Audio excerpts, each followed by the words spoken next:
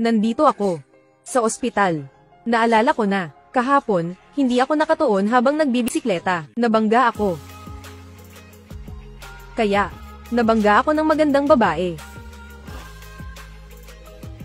Anong nangyari? Nakakakita na ako ng mga bagay na hindi nakikita ng iba. Bilang isang apprentice sa tindahan ng anti-gang gamit, hindi ba't magiging madali na ang pagkita ng pera sa hinaharap? Gising ka na.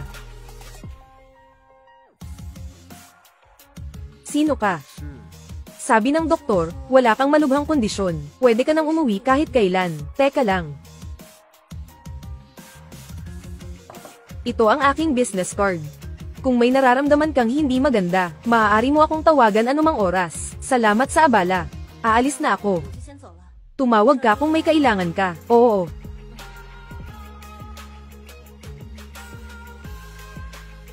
Totoo ba ang nakita kanina?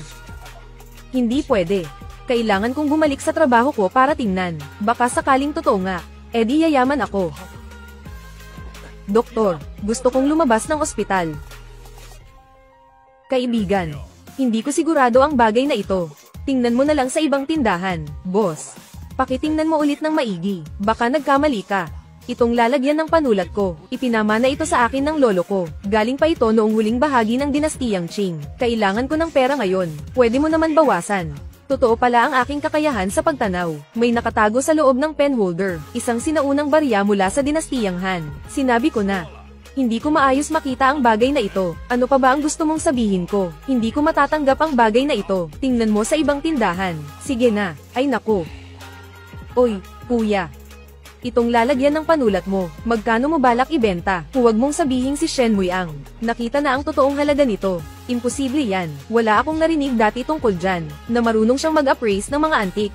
Ganito, malapit na ang kaarawan ng lolo ko. Mahilig siya sa mga bagay na tulad ng 4 na kayaman ng pangkaligrafya. Kaya naisip kong bumili para iregalo sa kanya. Halos nahuli na ako. Kapatid, magkano ang kaya mong ibigay? Kuya, magkano ba ang gusto mo? Sasabihin ko na agad ang totoo. Isa lang akong baguhan. Wala akong masyadong pera, at binili ko lang ito. Pangregalo ito. Kapatid, ang pen holder na ito ay minana pa mula sa mga ninuno ko. Kung talagang gusto mo ito, magbigay ka ng ganitong halaga. 300, tama ba? Pwede na. Matatanggap pa. 300. Kuya, nagbibiro ka ba? Ang sinabi ko ay 30,000. Ikaw ang nagbibiro dito. Kuya, ang sinasabi ko, itong lalagyan ng panulat mo. Sa pinakamataas, isa lang itong modernong likhang sining. At saka, napakabastos pa ng pagkakagawa nito. Binili ko ito bilang regalo. Talagang ginawa mo akong tanga. Bago pumunta rito, nagtanong ako sa maraming tindahan. Lahat sila nagsabi na wala itong halaga. Ibebenta mo ba o hindi?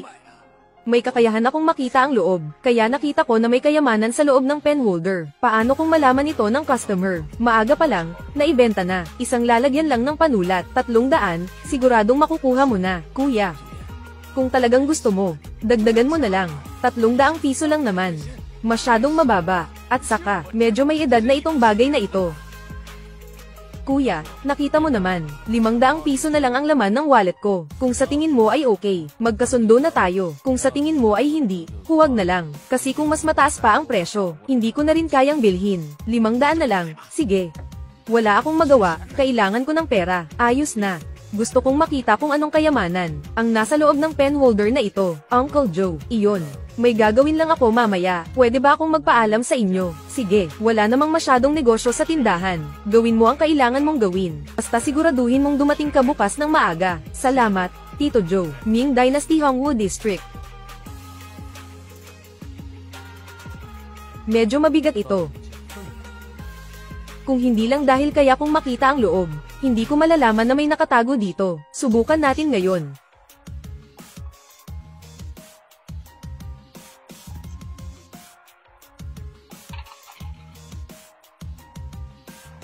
Ano ito?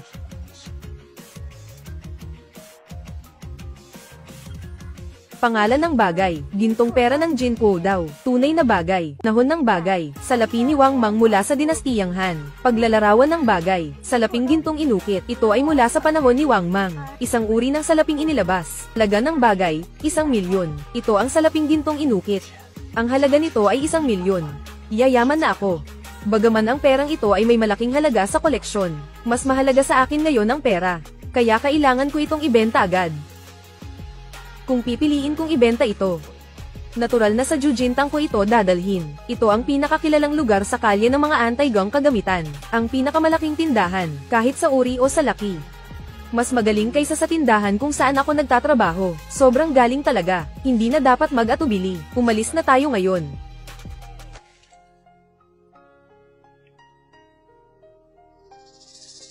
Boss Chin, ito. Tinatanggap nyo ba ito?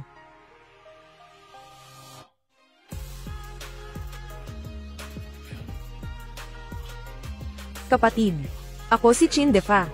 Gusto ko sanang malaman, paano mo balak ibenta ang sinaunang perang ito? Sige, Ginoong Chin, mukhang isa kang prangkang tao. Ganito na lang, magbigay ka ng presyo, basta sa tingin ko ay naaayon. Bebenta ko ang sinaunang barya na ito. Kung sa tingin ko ay hindi naaayon, pupunta na lang ako sa iba. Sa ganitong paraan, para sa iyo at para sa akin. Walang mawawala. Ano sa tingin mo? Narinig ko ang sinasabi ng batang kapatid. Mukhang isa ka ring tao sa industriya. Ah, ganito. Bibigyan kita ng 20. Ah, ganito. Bibigyan kita ng 20. Tingnan mo ang sitwasyon. Ang presyo ay dapat 2,000 o 20,000, pero malayo ito sa inaasahan kong presyo. Boss Chin, hindi ko matanggap ang presyong ito. Kung hindi ka seryoso sa alok mo, mapipilitan akong tumingin sa kabilang tindahan. Desyengtang. Oy, kapatid, huwag kang magmadaling umalis. Kung sa tingin mo, hindi tama ang presyo na ito. Sige, magbigay ka ng presyo.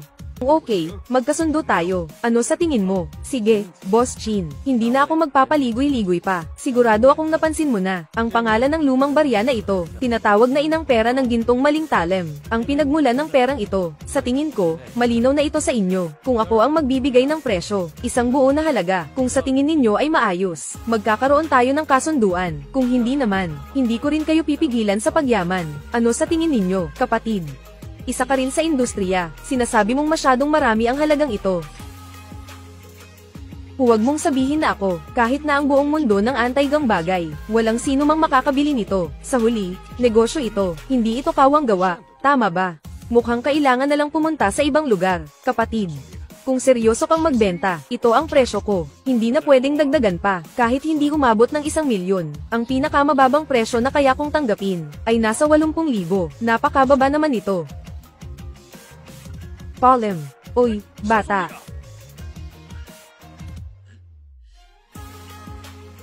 Oy, sandali lang, bata. Lolo, tinatawag niyo po ako. Ako si Chu Hanliang. Kanina sa tindahan, nakita at narinig ko ang lahat ng pag-uusap ninyo ni Chin Defa. Sa totoo lang, interesado rin ako. Sa bagay na hawak mo, pwede bang makita ko rin ito? Walang problema kung titingnan, pero kaya mo bang tanggapin ang presyo ko? Medyo gabi na rin ngayon. Kung hindi mo mamasamain, hanap tayo ng restaurant, sabay kain habang nag-uusap. Ano sa tingin mo? Sige, walang problema. Kapatid, ang perang ina na ito, akin na ito. Naalala ko, ang usapan ninyo ni Chin Defa noon. Ang alok mo ay 1,000,000 pulgada. Ginoo, matatanggap mo ba? Ayon sa sinabi mong presyo, hindi na kita tatawarin, basta't handa kang ibenta ito. Agad kong ipapadala ang pera. Ibenta, sige. Ngayon ko na ipapadala ang pera sa'yo. Kapatid, pwede mo bang ipakilala sa akin ang pinagmulan ng perang ito? Ginoong Chu, huwag mo akong tawaging maliit na kapatid. Ang apelyido ko ay Shen, tawagin mo akong Muiang. Pwede mo akong tawaging Xiao Shen. Ang sinaunang perang ito ay tinatawag ding isang kutsilyo na pantay sa 5,000. Galing ito sa panahon ng Zinmang. Naibenta ko na ang ina ng pera. Idinagdag ko rin ang kontak ng matandang ginoo. May mga paraan na rin para magbenta sa hinaharap. Tingnan lang natin kung makakahanap pa tayo ng panibagong oportunidad ngayon. Sige, kapatid, tingnan mo lang. Magaganda ang mga paninda ko. Tingnan natin kung may tunay na anti-gang gamit dito. Anong napili mo, kapatid? Bibigyan kita ng diskwento. Biden tumbaw na pekeng sinaunang pera. Panahon, nakaraang linggo. Ang perang ito ay gawa lamang bilang biro. Halaga, wala. Hindi ko inakala. na ang espesyal na kakayahang ito ay napakakapakipakinabang. Selyo ng manok na dugo ni Zhao Zichen, isang bihirang piraso mula sa huling bahagi ng dinastiyang Qing. Dahil sa hindi tamang pag-iingat, malubha itong nasira. Ngayon ay hindi na matukoy ang halaga nito. Maaaring maayos ito. Mga guhit at sulat ni Zhao Zichen, isang dalubhasa sa larangan ng pag-ukit ng selyo. Hindi ko akalain na makikita ko ito dito, ang kanyang selyo, at sinasabing maaari itong ayusin. Kahit hindi ko alam kung paano ito ayusin, pero mas mabuti nang bilhin muna ito. Boss, magkano ang bato na ito, kapatid? Hindi ito bato, ito ay isang selyo. Selyo ni Tang Bohu. Si Tang Yin, ang dakilang makata, kilala mo ba? Ito ang kanyang selyo.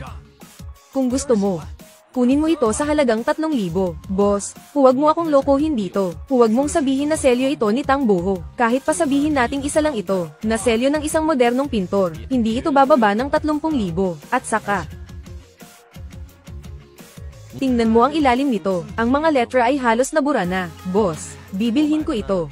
Gusto ko lang talagang pakinisin ang ibabaw nito. Gagawa ako ng sariling selyo para may dala-dala. Kung gusto mong ibenta ito, bigyan mo ako ng makatutuhanang presyo. Kung ayaw mo itong ibenta, okay lang. Ang mahalaga sa pagdiskarte ay ang tamang mindset. Magbigay ka ng presyo. Kung okay sa akin, kunin mo na. Hindi pa ako nakakabenta ngayong araw. Isipin mo na lang na nagkakaibigan tayo. Kakakita ko lang sa'yo. May nabenta ka na agad. Tama nga. Wala talagang mapagkakatiwalaan sa mga nagbebenta ng anti-gang gamit. Tingnan mo, boss, ang natitira ko na lang ay 120 piso. 100, gawin na nating pagkakaibigan. Yung 20, pang taxi ko pa uwi. Kung okay, ibenta na natin. Sige ba? Magkaibigan tayo.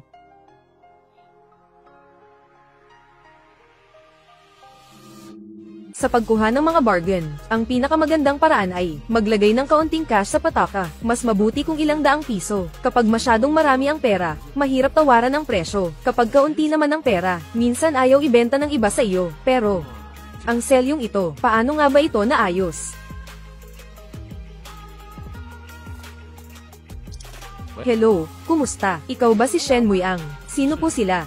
O ang babaeng nakabangga sa'yo. Nakalabas ka na ba ng ospital? Hindi kita nakita sa ospital. Nakalabas na ako ng ospital. Kaya bukas ng tanghali, aanyayahan kita sa isang pagkain. Sige, magkita tayo bukas. Ginoong Shen. Sigurado ka bang wala ka talagang problema? Binibining Chu. Sigurado ako, wala akong problema. Huwag kang mag-alala. Hindi kita hihinga ng pera. Sa labas. Bukod pa rito, bigyan mo ako ng account number. Ibabalik ko sa iyo ang perang ginastos mo sa ospital. Ibabalik ko sa iyo. Okay na kung ibabalik ni Ginoong Shen ang pera. Sa huli, may responsibilidad din ako sa nangyari. Kaya nararapat lang na ako ang magbayad ng gastusin sa ospital. Ngayon, wala ka ng problema. Kaya mas kampante na ako. Pupunta muna ako sa banyo.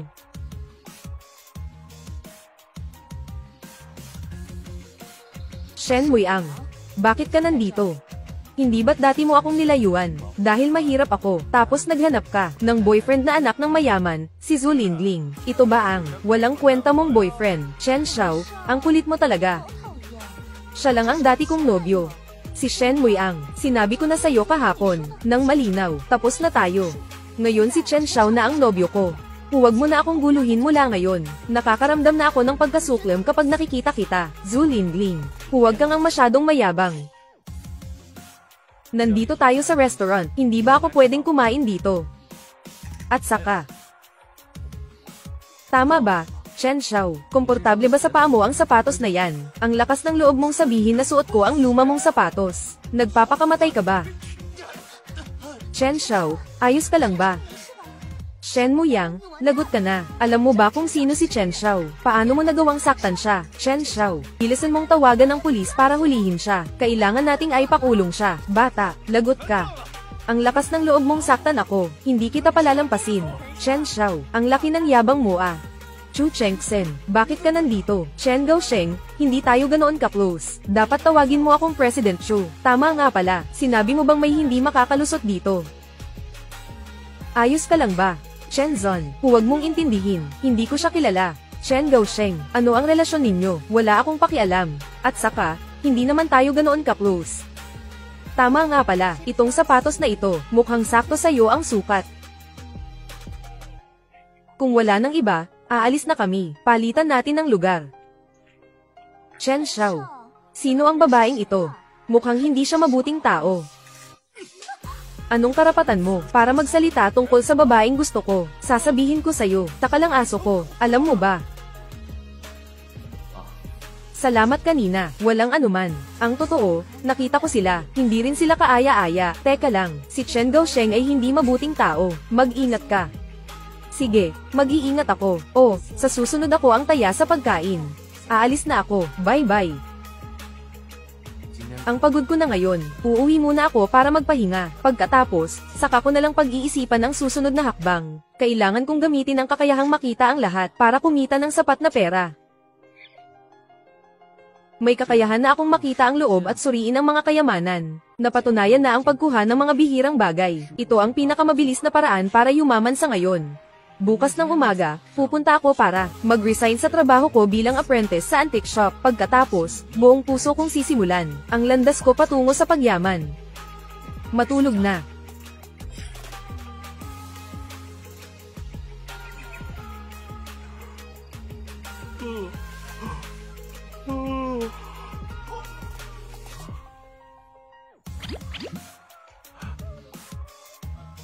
Grabe! Itong selyo ng batong dugo ng manok ay nagkakahalaga ng 2 hanggang 3 milyon. Ngayon ang pinakamahalaga ay may benta ito at gawing pera para masiguro ang pinakamalaking kita ko. Kailangan ko munang makipag-ugnayan kay Chu Hanliang. Ang alam ko lang ay may kakayahan siya na makuha ang selyo na ito. Tawagan mo siya. Hello, sino ito? Ginoong Chu. Ako ito, si Shen Muiang. Ah, si Shen na kapatid pala. Ganito kasi. May nakuha akong isang bagay. Tingnan mo kung may oras ka. Tulungan mo akong suriin ito. Sige, may oras ako. Ipadala mo sa akin ang lokasyon. Pupuntahan kita. Nasa maliit akong inuupahang kwarto. Ganito na lang. Sabihin mo sa akin kung nasaan ka. Pupuntahan kita. Sige, madali lang ito para sa akin. Ay dadagdag kita bilang kaibigan. Ipapadala ko sa iyo ang lokasyon. Pumunta ka na lang dito. Sige, magkita tayo mamaya. Ang galing. Mukhang may oras talaga si Ginoong Chu Hanliang. Puntahan na natin siya ngayon. May bisita pala si matanda. Isang kaibigan. May dadalhin daw siya para sa akin. Ang dadalhin ng kaibigan, hindi ba't puro bote at garapon lang? Mga sirang gamit. Sino ba naman ang walang hilig o libangan? Sige. Hindi kita papakialaman. Nagtrabaho ka buong buhay mo para kumita. Panahon na para mag-enjoy. Ginoo Chu. Ay, nako, kapatid na Xiao Shen, nandito ka na. Maganda ang pagkakaayos ng bahay nyo. Siguradong hindi bababa sa ilang milyon ito, tama ba? Walang anuman, pasok kayo. Xiao Shen, ilabas mo ang mga gamit para makita ko.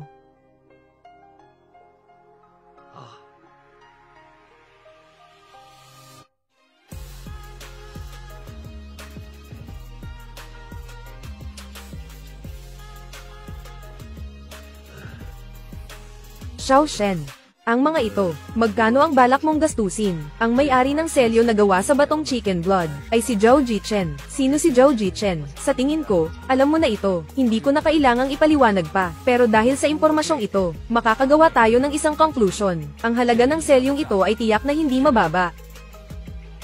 Karaniwan, ang selyo ng lahat, mayroon pang ang ilan na isa lang.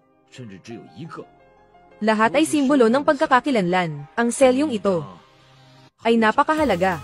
Kung ilalagay ito sa isang auction house, para sa auction, kung mas maaga pa, magkaroon ng kaunting balitang pang-promosyon, hindi magiging mababa ang presyo. Kaya, Ginoo, magbigay po kayo ng halaga, kung sa tingin ko ay angkop. Ibibigay ko ito sa inyo. Ano sa tingin ninyo? Sige, magbibigay ako ng halaga. 2 milyon. Talagang matalas ang mata ni Ginoong Chu. Diretsong sinabi, ito ang pinakamababang presyo ng bagay na ito, pero hindi ito ang presyo na nasa isip ko. 2,060,000. Syempre, kung may benta ng 3 milyon, mas maganda.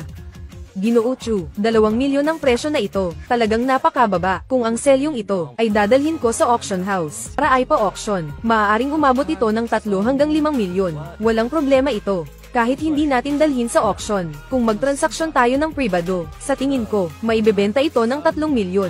Walang problema. Pero, Dahil sa ating nakaraan, dahil minsan na tayong nagkatrabaho, bibigyan kita ng presyo para sa kakilala, 260,000. Ang selyo ng batong pula ay magiging sayo na. Sa totoo lang, ang presyo na ito, hindi naman talaga ganun ka. Sige na, bibilhin ko na ang bagay na ito. Kayo po, kayo na. Ano ang alok mo? Makatarungan din ang presyo. Kapag inayos at inilagay ito sa auction, tinatayang lalampas ito ng 3 milyon. Sa tingin ko, medyo nakalamang ako sa inyo rito. Napakadiretso ni Ginoong Chu. Hindi ko pa masyadong ma-process ito.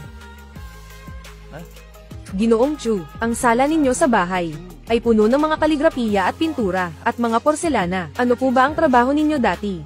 Bakit ang dami ninyong mga anti-gang bagay sa bahay? Ako. Noong kabataan ko, nasa Universidad ng Yanjing ako. Ang propesyon ko ay pag-aaral tungkol sa mga anti-gang bagay. Ngunit hindi laging naaayon ang tadhana sa kagustuhan ng tao. Pinili kong tahakin ang landas ng negosyo. Pero kalaunan, nagkaroon ako ng pera. Kaya nabibili ko na ang mga bagay na gusto ko, tulad ng mga anti-gang bagay at sining. Ang tawag dito ay ang pagkawala ng kabayo ni Saiweng. Sino ang nakakaalam? Baka ito'y isang biyaya. Kailangan ko pa ring makipaglapit kay Ginoong Chu. Magpakita ng pakikisama. Sa susunod, tiyak na magpo-focus ako sa mga anti-gang bagay. Sa larangang ito ang magiging direksyon ko. Pero, sa industriyang ito, halos wala akong kilala. Kaya si Chu Hanliang, isang pagkakataon lang ito. At least makipagkilala ka sa kanya. Walang masama, puro benepisyo lang. Noong bata pa ako, kung saan-saan ako pumupunta. Nagbebenta ng maliliit na negosyo, hanggang sa natuklasan ko ang oportunidad. Pumasok ako sa industriya ng alahas. Alam mo ba ang Fly-Om Jewelry? Ang tatak na ito ba? Ako ang dating chairman. Flying Jewelry. Isang pambansang chain ng mga tindahan ng alahas. Kaya pala ang yaman ninyo. Matagal na yun. Ngayon, ako. Isa na lang. Karaniwang tao na mahilig magkolekta. Sige. Karaniwang tao na may pera. Hinahanap ako ni Joe Wong sa oras na ito. Siguro dahil hindi ako pumasok sa trabaho. Ayos lang din. Pagkatapos kong mag-resign, yayaman ako ng husto. Ginoo Chu. May konting lakad ako. Aalis muna ako kapag may oras ulit. Babalik ako para matuto sa inyo. Sige. Napakagalang mo, kapatid na Shen. Hindi na kita pipilitin na maghapunan dito. Kung sakaling may maganda kang bagay, kahit itanong mo muna sa akin. Huwag kang mag-alala. Ginoo. Uy, nandito ka na naman, bata. Shen Muiang. Ikaw na naman. Ang malas naman. Ano ngayon? Hindi pa ba sapat ang bagbog mo kahapon? Binata, nasa harap tayo ng maraming tao. Kung sasaktan mo ako, huwag mo akong sisihin kung hindi ako magpapatalo. Ang mabuting aso, hindi humaharang sa daan. Lumayas ka, binata. Kung maglakas loob kang kunin ang hawak ko, nabasag ang Yuan Qinghua na ito. Kahit isanla mo ang pantalon mo, hindi mo ito mababayaran. Yuan Qinghua Yuli Hong na tasa ng tsaa. Y. Dekada 80 ng nakaraang siglo. Replica. Halaga, 300 yuan. Bakit? Nagulat ka ba, Shen Muiang? Ang anti-gang ito na hawak ni Mr. Chen ay Yuan Qinghua. Alam mo ba ang Yuan Qinghua? Ito ay tunay na anti-gang bagay. Ito ay talagang pinaghirapan ni Mr. Chen. Gumastos ng 1,800,000 para bilhin ito. Iyan ay 1,800,000. Kahit magtrabaho ka ng buong buhay mo, hindi mo pa rin ito mabibili. Diba? Talagang maganda ang sapatos na suot ni Chen Xiao. At saka, maganda rin ang Yuan Qinghua na hawak mo, lalo na para ibigay sa mga nakatatanda. Mabuti na lang at marunong kang makiramdam. Maganda ang mood ko ngayon. Hindi na kita papatulan, pero tandaan mo ito, yung sipa ko kahapon, ibabalik ko sa'yo ng 10 o 100 beses. Tara, alis na tayo. Tanga. Nagdadala ng peking gamit kung saan-saan. Wala rin namang talino.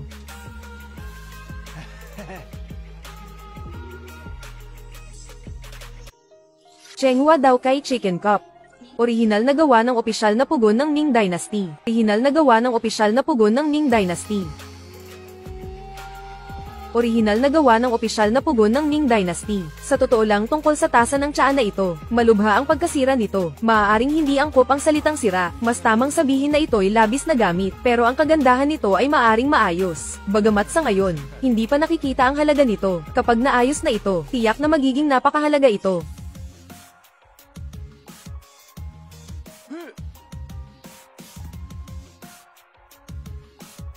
Boss, Paano mo ibinibenta ang bote ng tabako na ito? May mata ka, maliit na kapatid. Itong bote ng tabako ko, ay ginawa noong panahon ni Qianlong. Sinasabing ginamit ito ni Kangzi. Kung gusto mo, ibigay mo ang 8,000. Panahon ni Qianlong.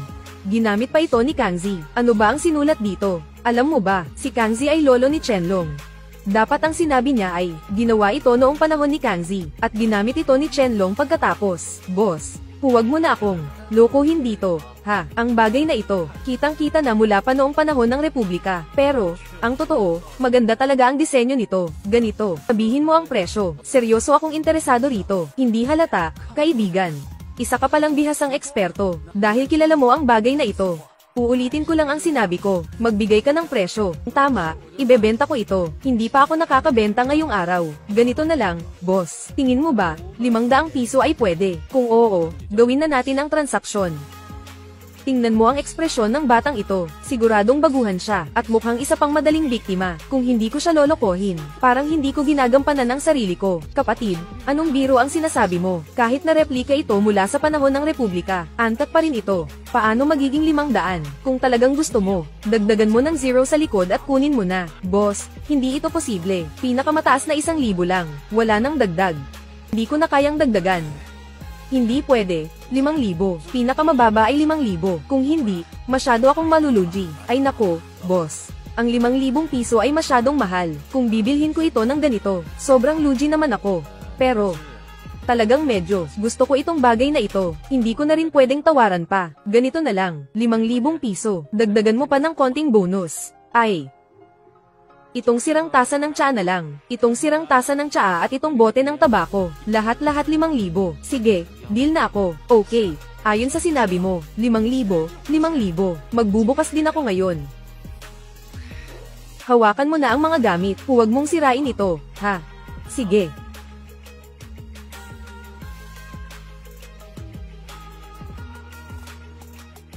Naitabi na, ha? Ayos. Nako. Laki nang nakuha natin ngayon. Balik na tayo agad. Dalhin ang kayamanan pa uwi. Medyo mapanganib pa rin ito.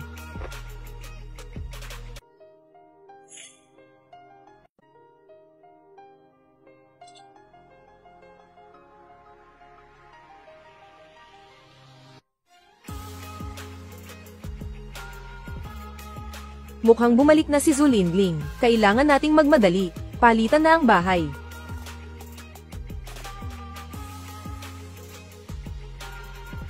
Si Zhu Lingling pa ang tumatawag para magpakita ng lakas.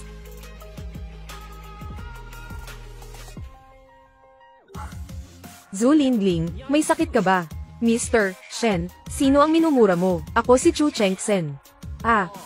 Hindi, pasensya na, Chu Ganzon. Hindi kita minumura. May tumawag lang na nanggugulo kanina.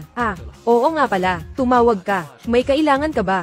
Di ba sinabi mo dati ang tungkol sa trabaho? Ay send mo sa akin ang lokasyon mo. Pupuntahan kita. Sige, ipapadala ko sa iyo ang lokasyon ngayon.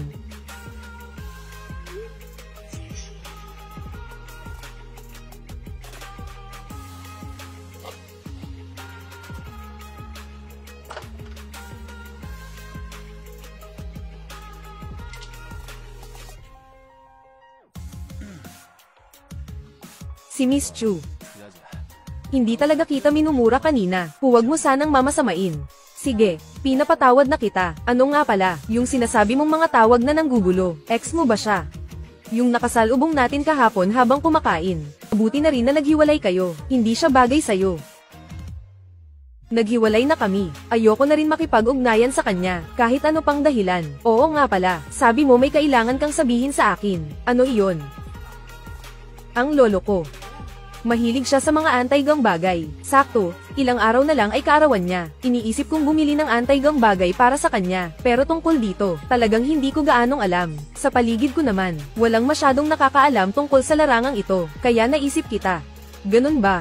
Di, mayroon ka bang gustong antik? Pwede mo akong sabihan ng maaga, pag-iisipan ko. Ganito kasi, wala akong masyadong hinihingi o pamantayan. Basta anti-gang bagay lang ang gusto ko. Mas mabuti kung madali itong dalhin. Ang presyo ay 50,000 hanggang 1,000,000, pwede na. Basta maipakita ang intensyon. Ayos na. Ganito, Miss Chu, may dalawang plano akong ibibigay sa'yo. Una, ganito, pwede tayong dumiretso sa tindahan ng anti-gang gamit at pumili ng mga natapos ng anti-gang bagay. Pangalawa naman, pwede kitang dalhin sa kalye ng mga anti-gang gamit para maghanap ng mga bihirang bagay. Kung tungkol sa mga natitira, hindi ko maipapangako, makakabili ka ng magagandang bagay. Shen Muiang, hindi mo kailangang tawagin akong Miss Chu. Tawagin mo na lang ako sa pangalan ko. Interesado ako sa sinasabi mong mga natitira. Medyo interesado ako. Bakit hindi muna tayo maghanap ng mga bargain? Kung wala tayong makitang maganda, saka mo na lang ako dalhin sa tindahan ng mga antigo. Huwag kang mag-alala. Kapag nagtagumpay tayo sa paghahanap, ibibigay ko sa iyo ang kalahati. Sige, umalis na tayo ngayon. Dadaling kita para maglibot. Sige, okay. Oy, pare, nandito ka na naman. Tingnan mo na. Gaya ng dati, bibigyan kita ng diskwento. Pininturahang kahoy na iskultura ng Diyos ng longevity. Tunay, mula pa noong dinastiyang Song. Presyo nasa 30,000. Itong iskultura, ang ganda nito bilang regalo. Ibigay sa iba, kailangan mong makuha ang estatwang ito. Boss, magkano ang estatwa ng Diyos ng kayamanan na ito? Kapatid, hindi ito estatwa ng Diyos ng kayamanan. Ito ay estatwa ng Diyos ng kabanalan. Huwag mong tingnan na parang luma. Ito ay isang bagay mula pa noong dinastiyang Song. Kung gusto mo, ibigay mo ang halagang ito. Boss, huwag mo akong biruin. Ang dinastiyang Song, matagal nang nawala, mahigit 700 taon na. Huwag mong sabihin na kahoy ito, kahit bakal pa ito, siguradong puro kalawang na rin, di ba? Sa tingin ko, ang bagay na ito, malamang hanggang panahon ng Republika lang. Ganito, 200 ang presyo, bibilhin ko na, pare. Nagbibiro ka ba? Kahit na panahon ng Republika, hindi lang 200 yan, kung gusto mo talaga. Bigyan mo ng 5,000, boss. Seryoso akong gustong bumili. Kung hindi, hindi ko sana sasabihin sa inyo ang ganito karami. Ganito na lang, 2,000 piso, bibilhin ko. Ganito na lang, hindi kita kukunan ng kita. Square money, presyo ng pagkakaibigan, ako na ang magpapakain sa'yo. Pwede ba? Boss, masyadong mataas ang presyo na ito, hindi ko kaya tanggapin. Ganito na lang, magkasundo tayo sa gitna, 3,000 piso. Kung pwede lang, bibilhin ko na. Kahit dagdagan pa, di na kaya. Sa wakas, ako na ang susunod. Ay nako, Muyang, itong sirang kahoy na to. Ano bang maganda dito? Gutom na ako. May pera ka para bilhin ang sirang kahoy na ito. Mas mabuti pang bilhan mo na lang ako ng bag. Pwede rin naman. Kaya dadalhin muna kita para kumain ng hapunan. Pagkatapos ng hapunan, bibilhin natin ang bag na nagustuhan mo kahapon. Bibilhin natin. Ayos na ba ito? Ayos. Oy, kapatid. Ayon sa sinabi mo, hindi pa ako nagbubukas ngayon. Ibebenta ko na sayo. Sige. Boss, nascan ko na ang bayad mo. Pero hindi kasing ganda ng bag na iyon.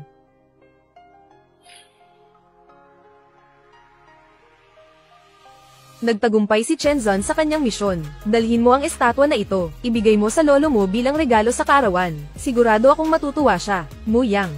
Sigurado ka bang ang bagay na ito, magugustuhan talaga ng lolo ko? Huwag kang mag-alala, kung hindi magustuhan ng lolo mo, ibalik mo na lang sa akin. Pangako ko, pipili ako ng mas magandang bagay para sa'yo. Sige. Ay padadala ko na lang sa'yo ang pera. Okay.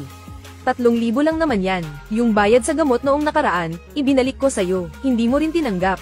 Isipin mo na lang na regalo ko na iyon sa'yo. Sige, ganun na lang. Tara, kumain muna tayo. Oo, sige. Cheng Sen, bakit ang aga mo? Pumunta ako rito, lolo. Naalala ko ang kaarawan mo, hindi ba malapit na? Ako naman, dumating para magbigay ng regalo sa kaarawan mo. Tingnan mo. Sige, titingnan ko.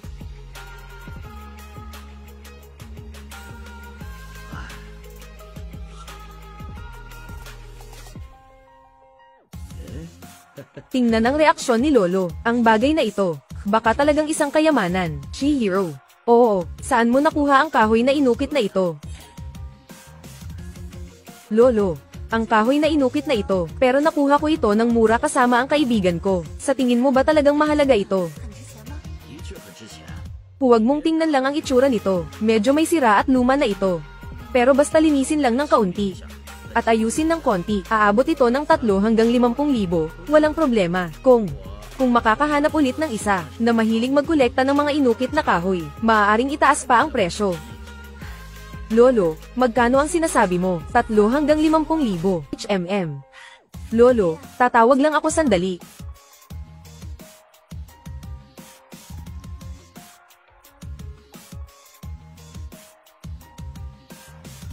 Saan ito? Kalye ng mga hilaw na bato. Alam mo ba ang tungkol sa pagsusugal ng bato? Ano ang hilaw na bato? Pagsusugal ng bato. Bumibili ka ng isang hilaw na bato. Sa loob ng hilaw na batong ito ay may jade na hiyas. Kung makakuha ka ng jade, malaki ang kita. Kung hindi mo ito mabuksan, talo ka na. Oh. Ito pala ang pagsusugal sa jade. Oo. Siguro para sa iba. Ang pagsusugal sa jade ay nakadepende sa swerte at karanasan. Pero para sa akin, ang pagsusugal sa jade ay maaaring umasa sa X-ray vision. Tandaan, mas mag-obserba, mas kaunting salita. Ginoo Chu. Ginoo Chu, nandito na po kayo. Maligayang pagdating. Napakagalang mo naman, Ginoong Chi. May bago bang produkto dito kamakailan? Ginoo Chu, sakto ang dating ninyo. Itong mga ito ang bagong stock na kaka-rating lang.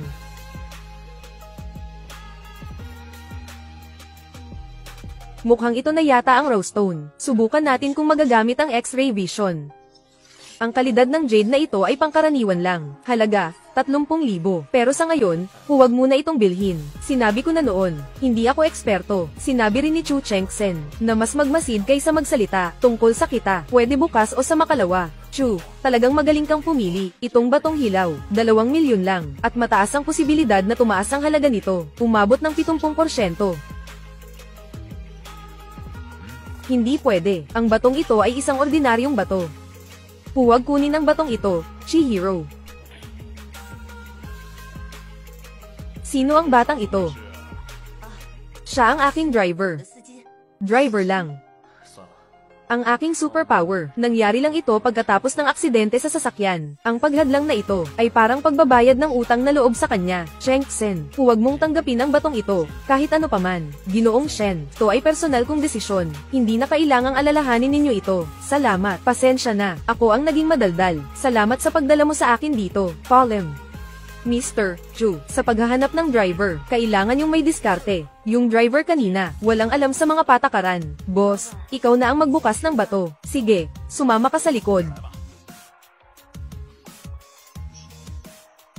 Boss, kumusta? May napili ka bang bato?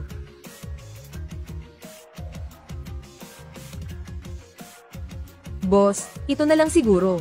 Presyo nito ay 8,088, tama ba? Ay nako. Magaling ang mata mo. Itong batong hilaw na ito, sa tingin ko, ito ang may pinakamalaking pagkakataon. 88,000. Hindi ka malulugi, hindi ka maloloko.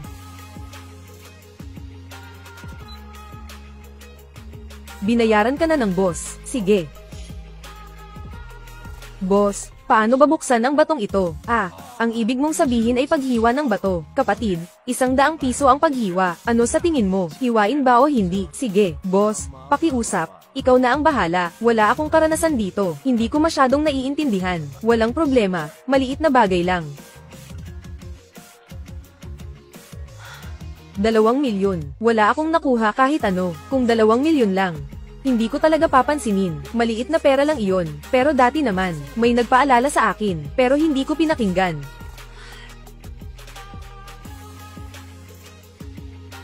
Hi. Dati, wala talagang alam si Shen Muyang tungkol sa pagsusugal ng jade. Kung hindi, sa buong biyahe na ito, hindi siya paulit-ulit nagtatanong tungkol sa mga pangunahing kaalaman. Pero, bakit bigla siyang pumunta rito para magbukas ng bato?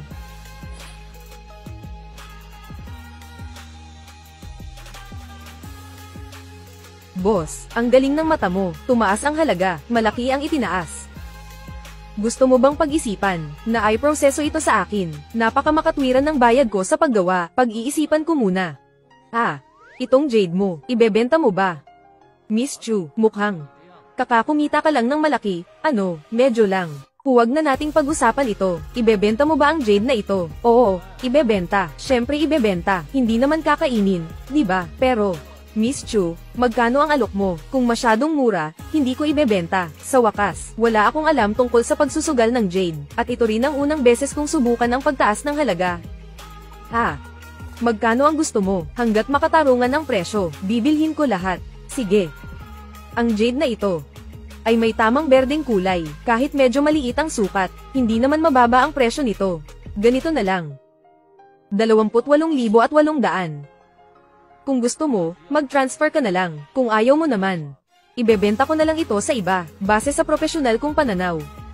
Ang presyo ng jade na ito ay halos nasa 25 hanggang 30,000 yuan. Ang alok ng lalaking ito na 28,800 ay makatarungan. Sige, kukunin ko na.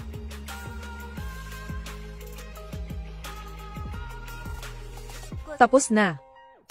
Pwede ba akong magtanong, bakit mo napili ibenta sa halagang 28,800? May kakaibang ugali ako. Mahilig ako sa bilog na numero. Kanina, binili ko ang batong ito sa halagang 8,800. Kaya, kakaunti lang ang ipinakita ko.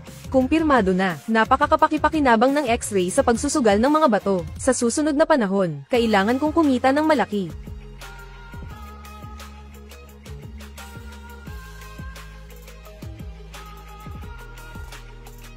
Boss, pakihiwa rin ito, sige.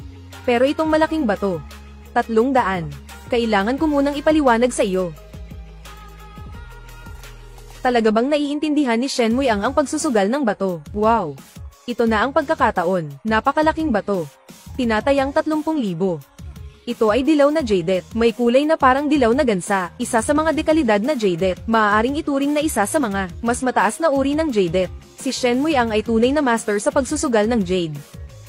Grabe, dilaw na jadeite. Hindi ko akalain, dilaw na jadeite nga, kapatid. Bibilhin ko ang jade mo na ito. Magbibigay ako ng 1,000,000. 1,000,000 lang para mabili ang jade na ito. Kapatid, ibenta mo sa akin. Magbibigay ako ng 1,500,000. Basta pumayag ka, maaari tayong magbayaran agad. Kapatid, mag-aalok ako ng 1.8 milyon. Ngayon ay maaari ng ganap na patunayan na ang aking kakayahang tumingin ay talagang epektibo sa pagsusugal ng bato. Ibig sabihin nito na ako ngayon ay ganap na magagamit ang pagsusugal ng bato. Sa maikling panahon, mag-ipon ng malaking halaga ng pera, tapos bumili ng mansyon at mamahaling kotse, magpakasal sa isang mayaman at maganda. Ako ang mag-aalok, 2,028,000. Sige, gawin na natin ang transaksyon. Ang bilis mo namang pumayag.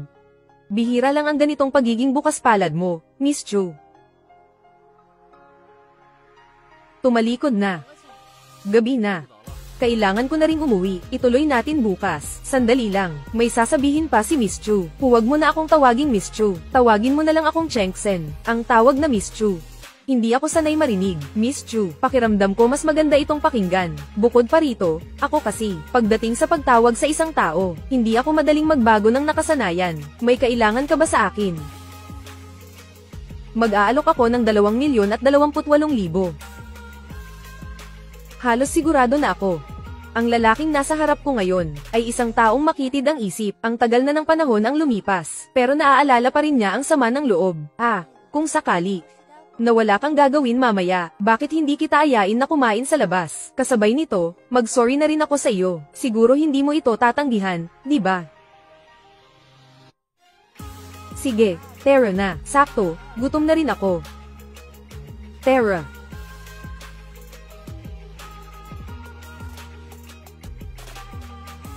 Muiang, mag-collaborate tayo. Wala akong interes na maging driver, Muiang. May malaking benepisyo ka sa pakikipagtulungan sa akin. Una sa lahat, tungkol sa merkado ng Jinling. Ako lang yata ang makakabili ng jade na makukuha mo. Huwag ka munang magmadaling tumanggi. Pakinggan mo ako, ipapaliwanag ko sa'yo. Alam ko kung ano ang iniisip mo. Gusto mong sabihin na may kakayahan ka. Siyempre, hindi ko naman itinatanggi yan. At base sa obserbasyon ko kaninang hapon, toong may talento ka. Anong ibig mong sabihin? Napag-isipan mo na ba? Maliit lang ang merkado sa Jinling. Kung araw-araw kang pupunta sa pagsusugal ng jade, at palaging nananalo, ano kaya ang iisipin ng iba? Sa oras na iyon, hindi mo na magagarantiyahan ang sarili mong kaligtasan, lalo na ang kumita ng pera, Totoo ngang isa itong problema. Ano ang solusyon mo dito? Kung palagi kang tumataya sa pagtaas, hindi may iwasang magduda ang iba sa'yo. Kaya makipagtulungan ka sa akin. Ito ang pinakamainam na pagpipilian. Siyempre, ang pagtutulungan ay dapat patas. Kailangan ko rin namang makakuha ng kaunting benepisyo. Is true. Pwede naman tayong magtulungan. Pero sabihin mo muna, paano ba ang magiging paraan ng pagtutulungan natin? Pwede nating subukan ang pakikipagtulungan. Pero sasabihin ko na agad, ako'y isang taong prangka. Huwag mo akong lolokohin. Okay. Sige, ako muna ang magsasalita tungkol sa aking 3 plano. Ang unang plano ay ako ang magpopondo. Kung malugi, akin na iyon. Ikaw ang bibili. Pero kung kumita, ibibigay ko. Pagkatapos alisin ang kapital, 20% ng netong kita ang mapupunta sa'yo. hindi ito pwede. Kapag may espesyal na kakayahan, siguradong kikita ako ng malaki. 20% ay masyadong maliit. Kung ganoon, ang pangalawang plano ay, magbibigay tayo ng puhunan ng magkasama. Sa oras na iyon, anuman ang kita o lugi, hati tayo ng pantay. Oo.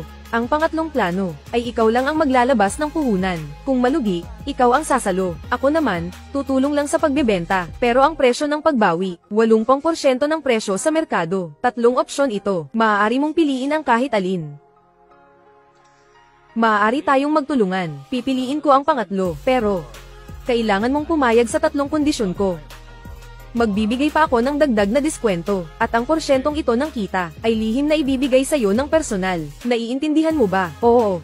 Ano ang mga kahilingan mo? Ang una kong kahilingan ay, ang kasunduan natin na ito, hindi dapat malaman ng kahit sino. Kung sakaling may tumagas na impormasyon, maaaring agad na wakasan ang ating kasunduan. Siyempre, walang problema dyan. Ang pangalawang kahilingan ay, kailangan ko, ng tahimik na lugar para maglinis ng bato. Mas mabuti kung pwedeng tirahan. Walang problema, maghanap ng matutuluyan. Napakasimple lang yan. Ang pangatlong kondisyon ay, hindi mo ako pwedeng pilitin kung kailan ako tataya sa Jade. Ang sa atin ay mananatiling, isang kasunduan lamang, at maaaring wakasan anumang oras. Kung kaya mong tanggapin ang lahat ng ito, pwede akong pumayag. Ibenta sa'yo sa halagang 80% ng presyo sa merkado. Bukod pa rito, magbibigay pa ako ng dagdag na 10% na kita para sa'yo. Sige, sana maging maayos ang ating pakikipagtulungan.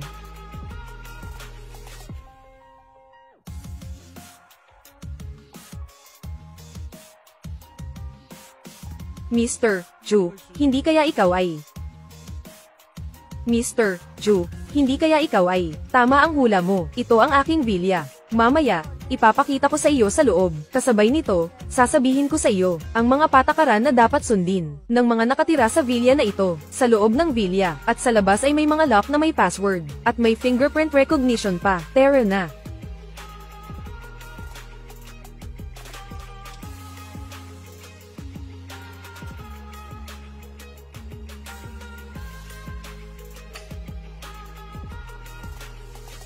Ganito. Iyong guest room sa unang palapag ay para sa'yo. Tapos, may balkonahe sa itaas. Pwede kang magbukas ng bato doon. Pwede mo ring gamitin ang banyo sa unang palapag. Tandaan mo ito, maliban sa 3 lugar na sinabi ko. Sa labas ng sala, hindi ka pwedeng pumunta sa ibang lugar. Pwede. Bukod pa rito, sa bahay, bawal maglakad-lakad na naka-shorts. Kahit na nakahubad sa itaas ay bawal, lalo na sa pag-akyat sa ikalawang palapag. Kung matatanggap mo ang mga patakaran na sinabi ko kanina, pwede ka nang mag-ayos ng iyong kwarto. Kung hindi mo magawa, pwede pa kitang ihatid pa uwi ngayon. Natanggap ko ang lahat ng kondisyon. Gusto ko lang magtanong, pwede ko bang gamitin ang inyong kusina? Marunong ka palang magluto. Marunong ka palang magluto.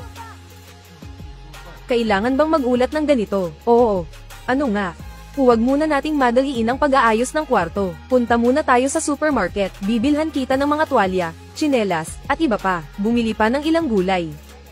Sigurado ako. Sinasabi ng babaeng ito na bumili ng tsinelas, bumili ng tuwalya at iba pa ay pangalawa lang. Natatakot ako na ang pagbili ng gulay at bigas. Para ako ang magluto pagbalik ay ang totoo. Ang sarap.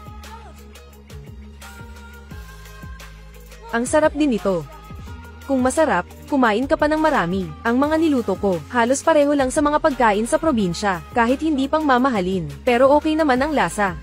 Hindi ko na kaya, hindi na talaga, hindi na ako pwedeng kumain pa. Kapag kumain ka pa, tataba ka na.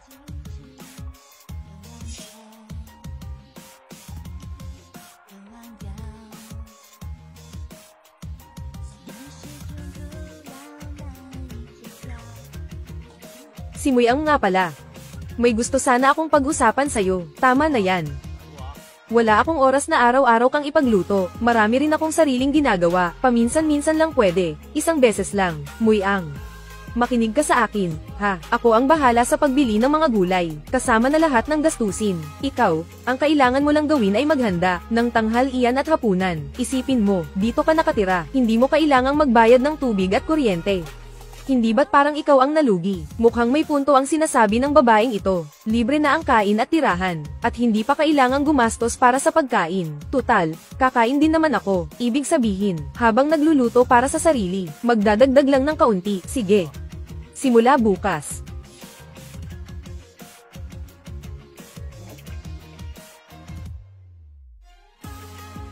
Kagabi. Sa wakas, naayos ko na ang tasa. Ngayon, hahanap ako ng pagkakataon para maibenta ito.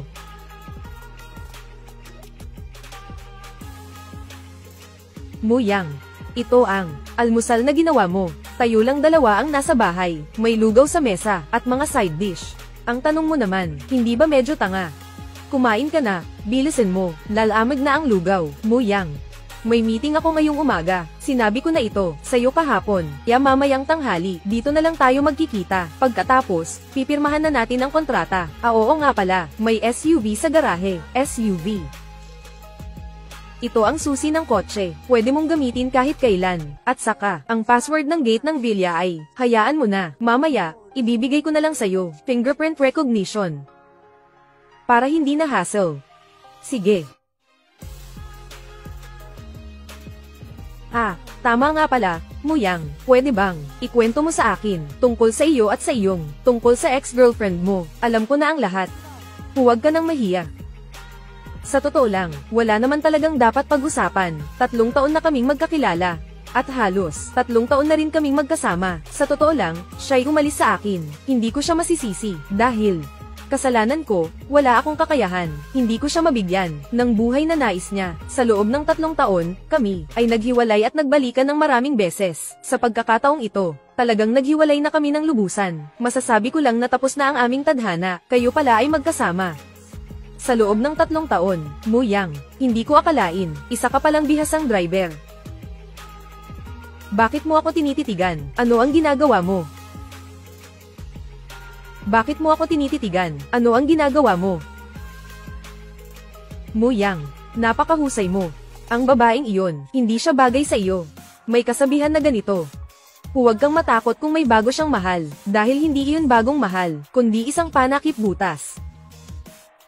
Sige, hindi na ako magsasalita, ikaw ngayon, huwag mong kalimutang maglaan ng oras, para magkasama tayo. Punta tayo sa kalye ng orihinal na bato. Sa kalye ng orihinal na bato, unang destinasyon, tiyak na ang tindahan ng orihinal na bato ni Chisheng. Ting ting. Kailangan kong makaganti at maibsan ang galit ko. Sige. Sakto, umaga pa. Kailangan lang akong asikasuhin. Pagkatapos ng tanghalian natin, sa may Jade Street tayo. Magkita na lang tayo. Sige, okay. President Chu, dumating na po kayo. Muyang, ikaw na ang bahala dito. Siya ang mamimili. Ipapakilala ko siya ulit sa iyo. Ito ang aking tagabili. Kaibigan ko. Sige, hintayin. Mamili muna ang ginoong ito. Pupunta ako para ihanda ang tsaa para sa inyo.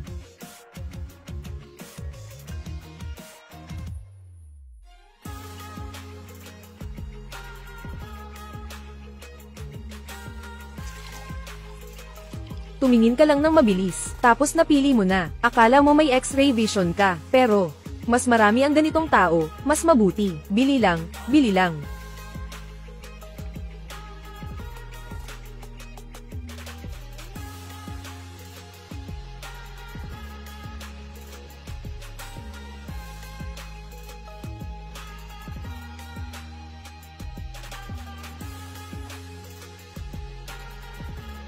Ang tindahang ito, kahit na hindi naman, 5 lang ang mga ito, na pwedeng tumubo, mula sa jade na hilaw na bato. Ang masasabi lang, ay itong 5 ito ang may pinakamataas na halaga, at pinakamalaking kita. Panahon na rin para magbayad. Ilagay mo muna ang mga ito, sa kotse. Ako na ang magbabayad, sige.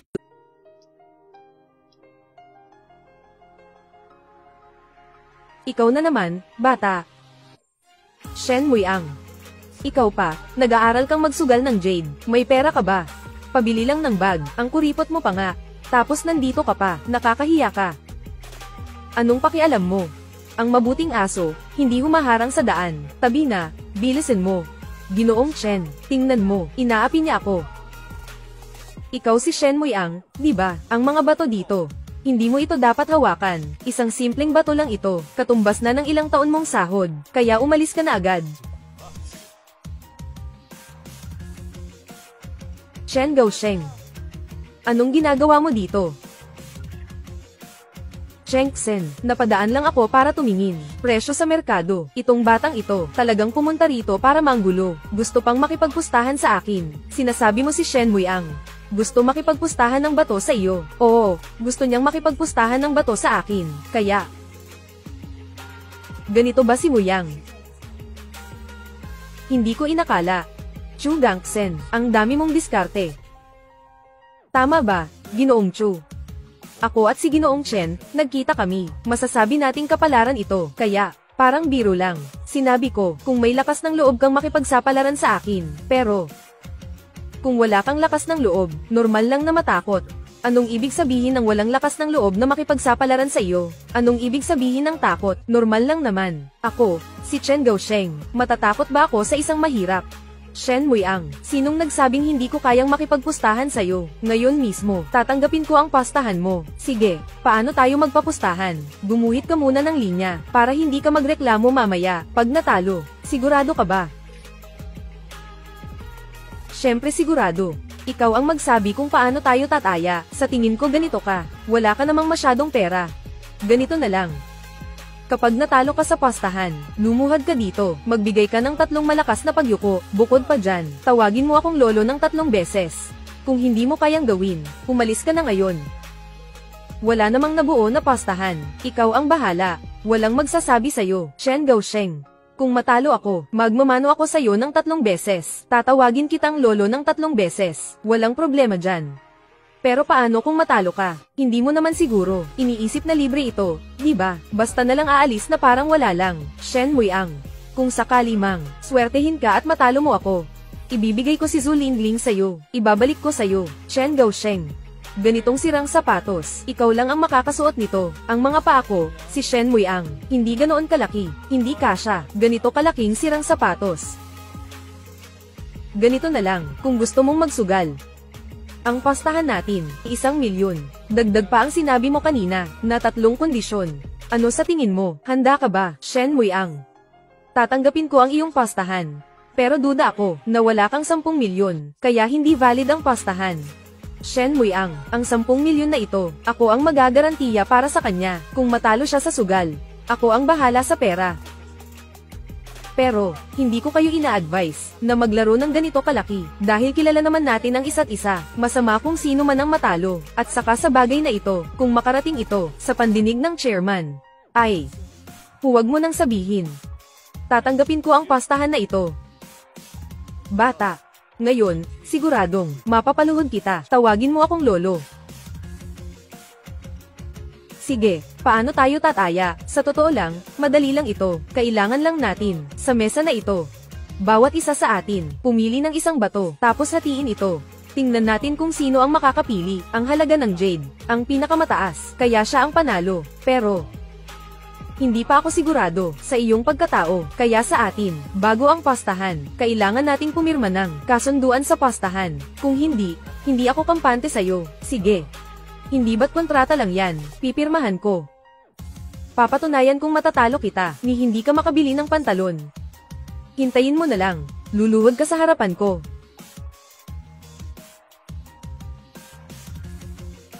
Si Shen Muiang, bumili ng 5 bato.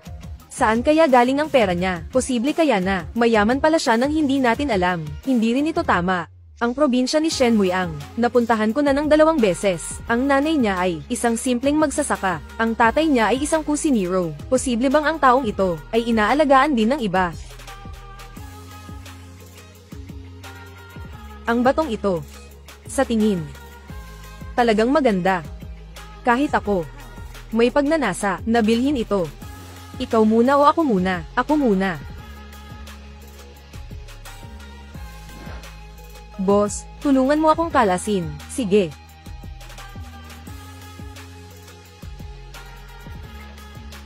Muiang, sigurado ka ba? Huwag kang mag-alala, kahit mawala ang dangal ko, hindi ko hahayaang mawala ang milyon mo. Ang batong jade na ito, bagamat medyo malaki, ay isang uri lamang ng sa mundo ng jade. Hindi ito mahalaga. Ginoong Chen. Ito ay panlabas na anyo lamang, hindi kasing ganda. Ilabas ang natitira, ilabas lahat. Baka sakali, kung ang jade na ito ay sapat ang laki, maaaring may halaga pa rin ito. Ang tinatawag na pagsusugal sa jade, ang mahalaga ay, hindi naman tungkol sa halaga ng balon. Wala rin namang talo o panalo, basta ikaw, ang makakakuha ng jade, na mas mahalaga, kaysa sa nakuha ng kapatid na ito. Ikaw ang panalo. Sandali lang, tulungan mo akong ilabas lahat ito. Basta, manalo ako sa laban na ito. Bibigyan kita ng 10,000 bilang pabuya. O sige, sige, ikaw na ang susunod, bata. Ano ba ang ikinagagalit mo? Hintayin mo lang magbayad.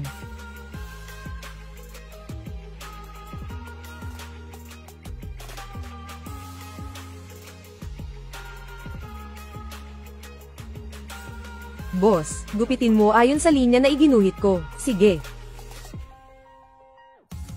Hindi pa sigurado kung sino ang panalo o talo. Baka nga, ni isang hibla, hindi mo pa mahanap. Lila. Lila pala ito. Diyos ko. Totoong lila pala ito. Ang ganda ng lilang ito. Kapatid, itong lila mo, iniisip mo bang ibenta? Magbibigay ako ng 2 milyon. Ang natitirang panganib, ako ang bahala. Pasensya na, ang violet na jade na ito, hindi ko muna balak ibenta. Chen Gaosheng. Mukhang ang pustahang ito, mukhang ikaw ang natalo, di ba? Bakit nagmamadali? Buksan muna natin bago mag-usap. Paano kung basag na jade ito? Sa oras na iyon, huwag tayong magpatawa. Cho, may pakiusap ako sa iyo. Mamaya ang guro. Sa oras ng pagputol ng bato, tulungan mo akong bantayan siya. Hindi ko siya gaanong mapagkakatiwalaan. Ang kanyang pagkatao, baka tumakas sila. Ikaw ang magbabayad ng perang ito.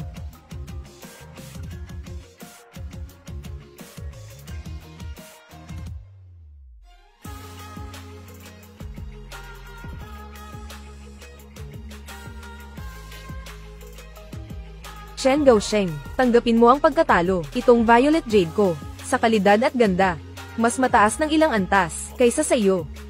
Baka hindi mo lang matanggap ang pagkatalo. Itong violet jade ko, ay nagkakahalaga ng 10 milyon. Shen Muiang, baliw ka na ba sa pera? 10 milyon, bakit hindi ka na lang magnakaw sa bangko? Isa akong matinong tao.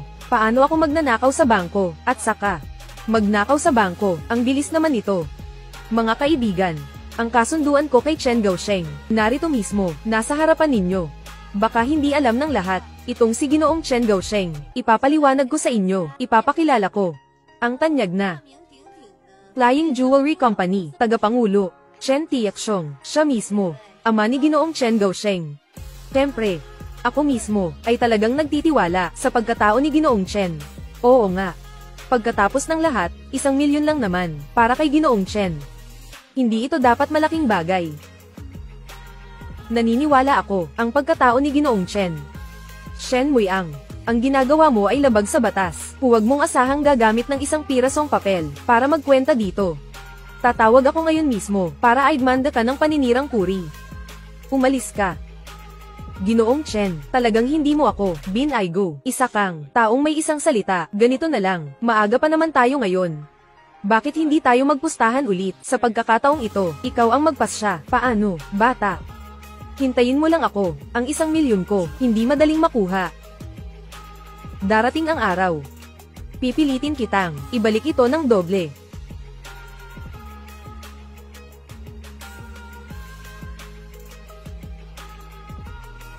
Kanina, tinulungan kitang maggarantiya ng 10 milyon. Ngayon, kumita ka rin ng 10 milyon. Ang violet na bulaklak na ito, hindi ba dapat ibigay mo na sa akin? Walang problema, itong piraso ng lila, ibibigay ko sa iyo. Bilang kapalit ng utang na loob, Muyang. Talagang sineryoso mo. Nagbibiro lang ako sa iyo. Ang kailangan mo lang gawin ay tulungan akong may handa, ang 3 beses na pagkain araw-araw. Yun lang. Ganito. Babayaran kita ayon sa presyo sa merkado. Ibabawas ko ito sa halaga. Muyang, gusto kitang makausap. Tungkol saan? Muyang, magkabati na tayo. Natuklasan ko, ikaw ang tunay kong mahal. Ako at si Chen Gaosheng ay nagkasama dahil napilitan lang. Zhu Lingling, sa pagitan natin ay tuluyan ng nagwakas. Wala akong pakialam kung ikaw ay napilit man o hindi o ano pa mang dahilan. Ngayon, wala na itong anumang kaugnayan sa akin. Sa hinaharap, gusto ko na huwag mo na akong guluhin. Syempre, hindi rin kita guguluhin. Muyang, alam ko, mahal mo ako. Patawarin mo ako sa pagkakataong ito, pwede ba? Pangako ko, mula ngayon, Muyang. Muyang, bilisan mo, nauuhaw ako, pakibili mo naman ako ng tubig. Zhu Lingling, tapos na talaga, ang lahat sa atin. Pakiusap, mula ngayon, huwag mo na akong guluhin, kung hindi, hindi na kita papatawarin, kahit konting awa. Shen Muyang, maghintay ka lang, hindi pa tayo tapos dito.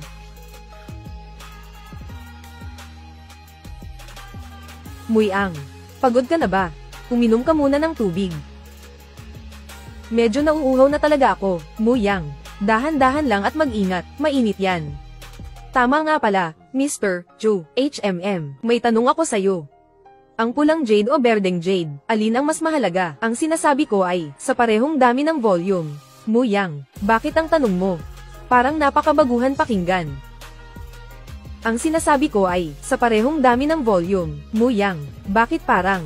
Ang tanong mo ay parang hindi propesyonal. Sa totoo lang, ang galing mo sa pagputol ng jade. Hindi ka dapat hindi nakakaalam ng ganitong kasimple na tanong, tama. Ahem, sabi nga nila, ang jade ay mahalaga kapag berde. Ang berde ay kagalang-galang kapag imperial. Dahil dito, malalaman natin, itong berdeng jade ay napakahalaga.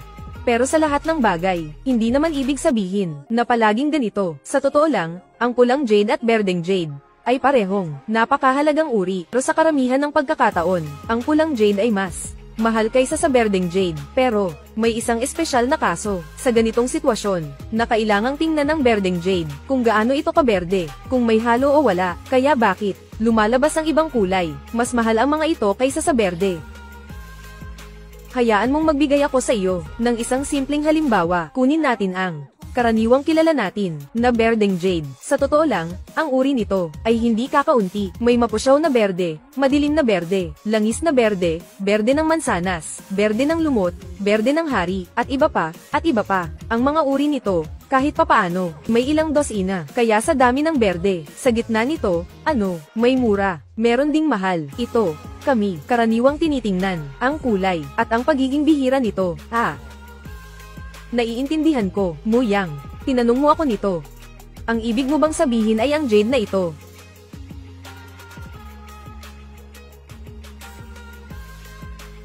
Muyang, ito ba talaga ay pulang jade? Huwag ka nang uminom. Hiwain muna natin ito bago pag-usapan. Halika.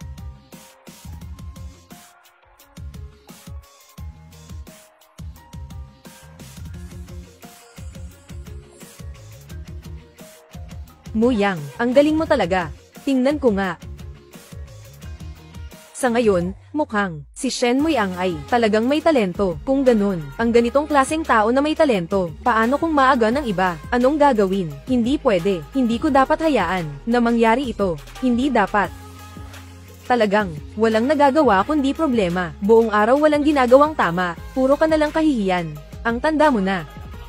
Bakit hindi ka mag-isip? Mag-isip ka. Ano ang posisyon mo? Ano ang posisyon niya? Itay. Hindi ba't nadala lang ako? Nanalo ka nga sa kanya, ano ngayon? Lumuhad sa lupa at tawagin kang lolo ng 3 beses. Tapos, masaya ka na sa isip mo. Napakahandal mo talaga. Paano ako nagkaroon ng anak na katulad mo? Ngayon ayos na. Natalo ang pera. Nawala pa ang dangal. Kung kumalat ang balitang ito, ano ang gagawin ko sa matanda kong mukha? Sabihin mo. Ano ang balak mo? Ayusin mo ang bagay na ito. At tungkol kay Zhu Lingling, putulin mo na agad ang koneksyon nyo. 2 araw na lang, kaarawan na ni Chu Hanyang. Huwag ka nang gumawa ng gulo. Lalo na pagdating sa mga babae. Kung magulo ka pa ulit, sisiguraduhin kong tapusin ka. Itay. Itong si Zhu Lingling, ginagawa ko lang itong laro.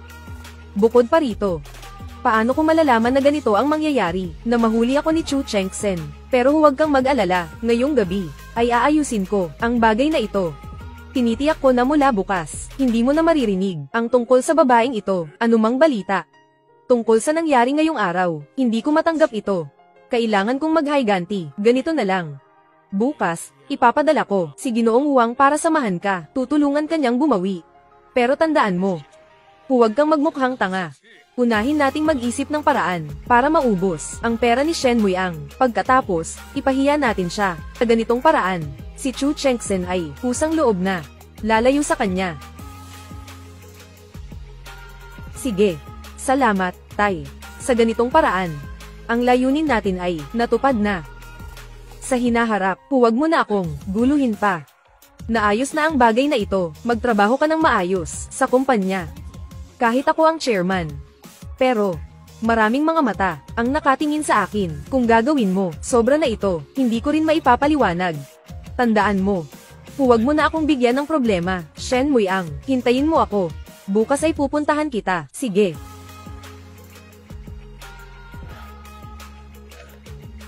Maswerte at nagampanan ko ang utos mo, Mr. Zhou. Maliban lang sa simula, ang nabuksan ko ay Violet Jade at Red Jade. Ang natitira, lahat ng ito ay dekalidad na Green Jade. Muyang. Tinatansya ko ang halaga nito ng mga jade na ito. Halos umabot sa mga 18 milyon. Pero, ito ay ayon sa aking kalkulasyon, hindi maaasahan. Sa dami ng jade na ito, siguradong hahanap ako ng kumpanya para sa mga eksperto na mag-evaluate kung walang aberya. Bukas ng umaga ay maaari nang malaman ang eksaktong presyo. Kung hindi, ibibigay ko muna ang down payment sa'yo. Ha? Maliligo muna ako, ha?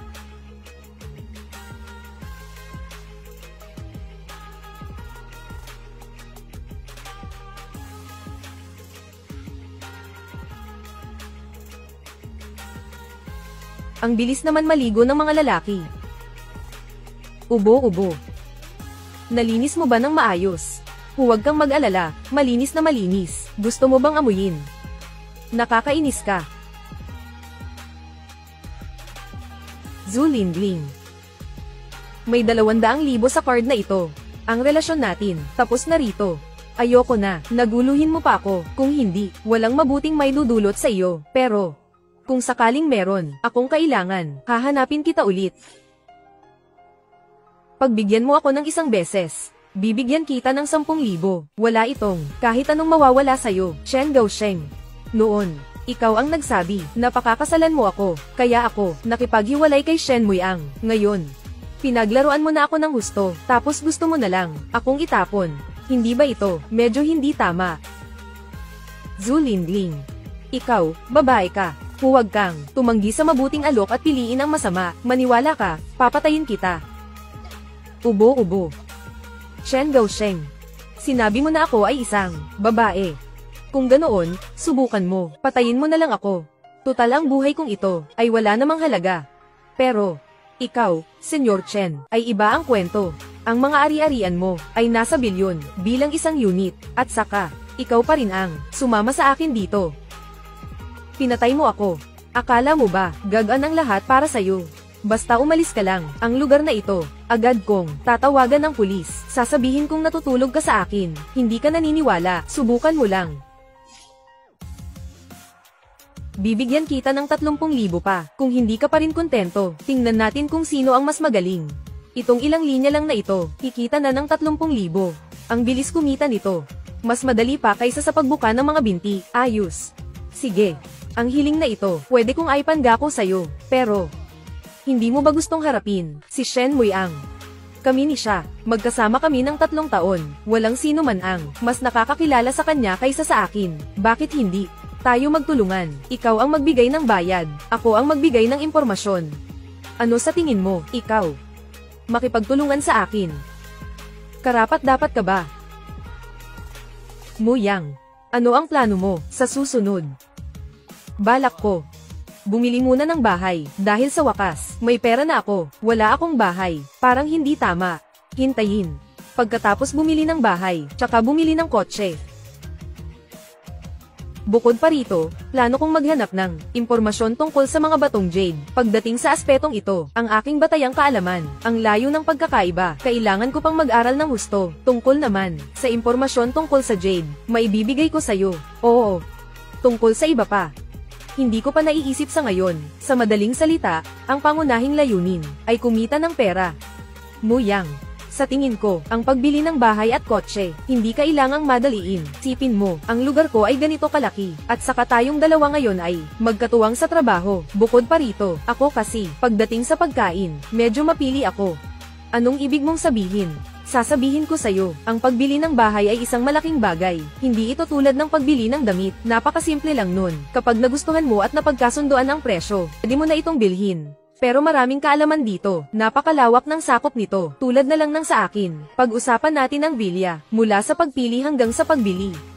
Sa gitna ay ginugol, halos kalahating taon, bukod pa sa renovation at iba pa. Halos isang taon ang ginawa, bago tumira, ang pagbili ng bahay na ito, ang daming abala. Akala mo ba madali? Kaya sa tingin ko, hindi mo dapat sayangin ang oras mo, sa mga ganitong bagay. Kahit pansamantala lang, hindi dapat aksayahin, sa ganito. Ang pinakamahalaga, na kailangan nating gawin ngayon, ay kumita ng pera, dahil kapag may pera, may lahat na tayo. Tungkol naman sa kotse, yung kotse ko, gamitin mo muna, tutal, hindi naman, iyon lang ang meron ako. Sige na nga. Pag-usapan na lang ulit natin, sa susunod. Muyang, makinig ka sa akin, tama yan. Kailangan mong gawin ngayon, ay manatili dito ng maayos, magtrabaho at kumita ng pera. Tama nga pala, ngayon ay, ika-27 ng Abril, 3 araw na lang. Ito'y, kaarawan ng lolo ko. Kung sakali, may oras ka, sumama ka sa akin. Sige. Ako, kailangan maghanda. Anong regalo sa kaarawan? Kung regalo, hindi na kailangan. Ang regalo ko, naipadala ko na. Sa oras na iyon, sabay na lang akong bumili ng konting bagay, at ipadala na lang. Tama nga pala. Bukas, balak mo bang magpahinga? O magtuloy pa rin doon, para bumili ng mga hilaw na bato? Balak kong magpahinga ng isang araw bukas, lalo na sa umaga. May mga kailangan pa akong asikasuhin. Sa hapon, gusto ko pa rin pumunta. Tingnan ang nagbebenta ng kotse. Sige. Sa wakas may oras na ako para doon. Ang tasa ng Chenghua Daokay na may disenyo ng manok, may benta na. Kung ganun, mga 300 milyon, sigurado meron yan. Bilisan mo na kumain, lalamig na ang pagkain. Sige. Bakit hindi ka umakyat para magpahinga, Muyang? Makakatulog ka ba ngayon? Kalokohan, sino ang kakakain lang, na makakatulog agad? Hay, Muyang. Hindi ko alam kung bakit, ngayon ako, medyo hindi ako makatulog, kaya pwede mo bang ikwento sa akin, ang tungkol sa inyo ni Zhu Lingling? Oo nga pala, huwag kang magkamali ng intindi, sa tingin ko kasi, medyo hindi ako makatulog, gusto ko lang maintindihan, kung ikaw ay hindi komportable sabihin, huwag mo na lang sabihin. Sige, hindi ko na lang sasabihin, Pero tinanong ko na ito, kung hindi mo sasabihin, di ba parang, medyo bastos iyon? Sige na. Kung gusto mong malaman, pwede ko namang sabihin. Sige, Muyang, halika, mag-usap tayo habang umiinom. Muyang, ngayon, maaari mo nang sabihin, ang kwento mo.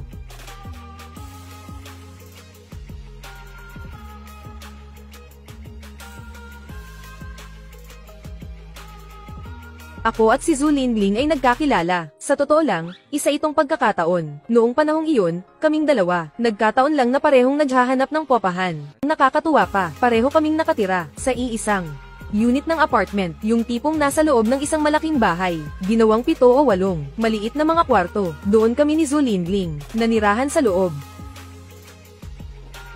Sa totoo lang, naghiwalay kami ni Zhu Lingling, mas eksakto. Si Zhu Lingling ang nagtaksil, may kinalaman ito sa akin, may koneksyon ito sa akin. Kung ako ay, mas magaling pa sana, kung ako ay, mas kumita pa sana. Kung hindi nagkasakit ang nanay ko, siguro tayo ay, hindi na tayo maghihiwalay, Muyang. May tanong ako. Hindi ko talaga maintindihan, ang galing mo naman. Bakit hindi mo ginamit agad, ang talento mo? Kaya mo. Sabihin mo sa akin kung bakit, ito ay lihim. Sige na, matulog ka na, ay. Kuripot. Muyang. Ngayong umaga, paano mo ito inayos? Sa umaga, may iba akong mga bagay na kailangang asikasuhin. Kapag natapos ko na ang mga iyon, balak kong pumunta para tingnan ang maliit na truck dahil kung magdadala ng mga hilaw na bato, kailangan talaga ng maliit na truck, mas maginhawa ito. Muyang. Tingin mo, okay ba ito? Unahin mo muna ang mga gawain mo. Babalik din ako sa opisina. Aayusin ko rin ang trabaho ko. Hintayin kita matapos mo. Pagkatapos ng mga bagay na ito, pumunta ka sa opisina para hanapin ako. Sabay dalhin ang bayad sa mga paninda kahapon. At tapusin ito. Pagkatapos nito, sabay tayong pupunta para tumingin ng kotse. Kapag nabili na ang kotse, sakto, may isa kang magagamit. Isang sasakyan ko, iuuwi ko. Ito nga naman ay, magandang mungkahi. Tapos, tama, di ba? HMM, kung may oras pang natitira, tayo, ay pwede, pang gumawa ng, ibang bagay. Hindi pa naman ako nakabili ng kotse. Mga kaugnay na dokumento, hindi ko pa masyadong alam. Bukod pa rito, ang higit sa 10 milyong bayad sa mga kalakal, ay talagang kailangang, ilagay sa unang prioridad. Sige, kung ganoon, napagkasunduan na natin. Panahon na para itaas ang mga baso, kumilos na. Muyang.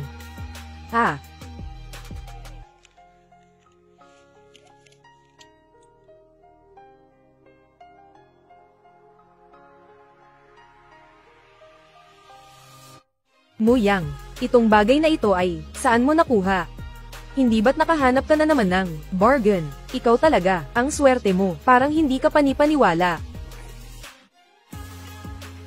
Nakahanap ka ng kayamanang mula pa noong panahon ng Chenghua. Tagang naiinggit ako sa'yo. Pero, itong tasa ng tsa mo, hindi ko kayang magbigay ng presyo. Napakaganda ng kondisyon, at saka ang presyo ay sobrang taas. Ikaw na ang magbigay ng presyo. Sa totoo lang, ang presyo ng bagay na ito ay hindi mahirap tukuyin. Maaari nating sukatin ang presyo ng bagay na ito mula sa ilang aspeto. Halimbawa, sa nakaraang auction. Iyon ay ang nakaraang presyo sa auction, 5 milyon. Ano ang plano mo? Hindi na rin ako bata. Talagang gusto ko rin ito, itong bagay na ito. Paano kaya? Bigyan mo ako ng konting diskwento. Ganito, ilibre kita ng pagkain. Bigyan mo ako ng 20% na diskwento. Basta pumayag ka. Magpapadala agad ako ng bayad ngayon. Walang problema. Kung ikaw na mismo, Ginoong Chu, ang nagsabi, wala nang magiging issue. Sinasabi ko nga, Muyang, napakalawak ng pananaw mo.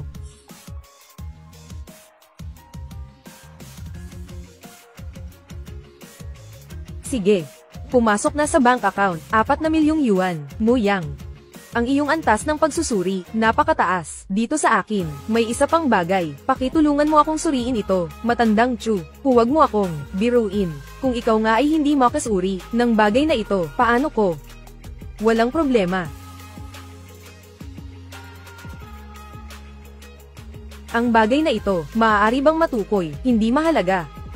Ang mahalaga ay subukan ang swerte. Matagal ko nang pinag-aaralan. Sa mahabang panahon. Hanggang ngayon wala pa ring ideya. Tingnan mo nga para sa akin.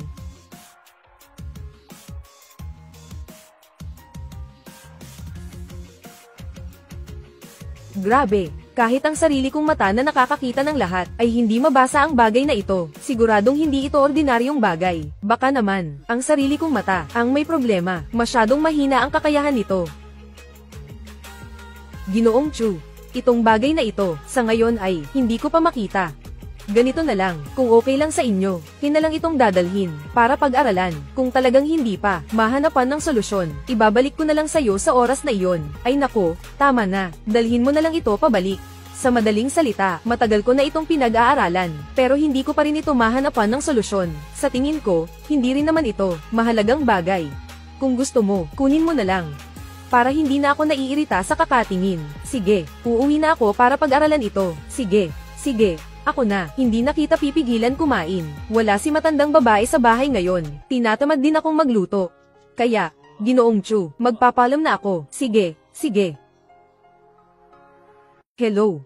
Ginoo Chu, nasa baba na ako ng opisina mo. Pwede mo ba akong sunduin? Sige, pinapanta ko na. Ang assistant ko pababa. Sige. Si Ginoong Shen, tama ba? Oo, ako ang sekretarya ni Mr. Chu, at assistant, si Liu Mengqi. Si Mr. Chu ang nag-utos sa akin. Nasunduin ka, sumunod ka na lang sa akin. Sige, pasensya na sa abala.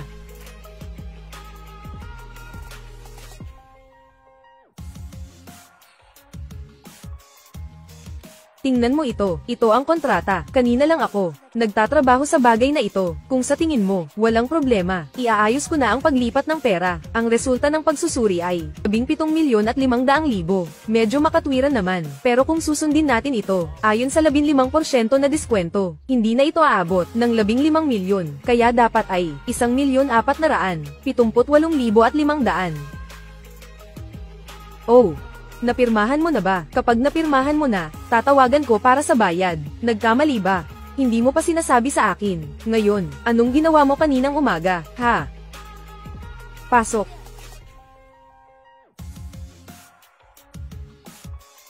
Anong ginagawa mo rito? Sinong nagpaalam sa'yo na pumunta sa kumpanya ko? Vice President Shen. Anong ibig mong sabihin? Bakit ka nagsisigaw sa opisina ko? Shenzon. Paano siya karapat-dapat na pumasok sa kumpanya natin? Shen Gaosheng, pakiusap, mag-ingat ka sa iyong pananalita. Ito ang aking opisina, at ako ang General Manager ng kumpanyang ito. Pwede bang malaman kung alin sa mga patakaran ng kumpanya ang nagsasabing ang mga bisita ng General Manager ay hindi pwedeng pumasok sa opisina? Kailangang dumaan sa pag-aproba ng Vice Presidente para maaprubahan. Baka pati ang tagapangulo ay wala ng ganitong karapatan. Team. Ang iba pwede, pero siya hindi. Shen Gaosheng, ano ka ba? Importante ka. Ngayon din, lumabas ka sa opisina ko. Simula ngayon, dito sa akin, hindi kita tatanggapin. At saka, ipaparating ko ang bagay na ito, ipaalam sa itaas. Sabihin sa kumpanya, bigyan ako ng paliwanag. Tingnan natin kung hanggang kailan ka magyayabang. Hindi ako magdadagdag ng problema sa'yo, hindi naman. Huwag kalimutan. Ikaw ngayon ang may-ari ng kumpanya.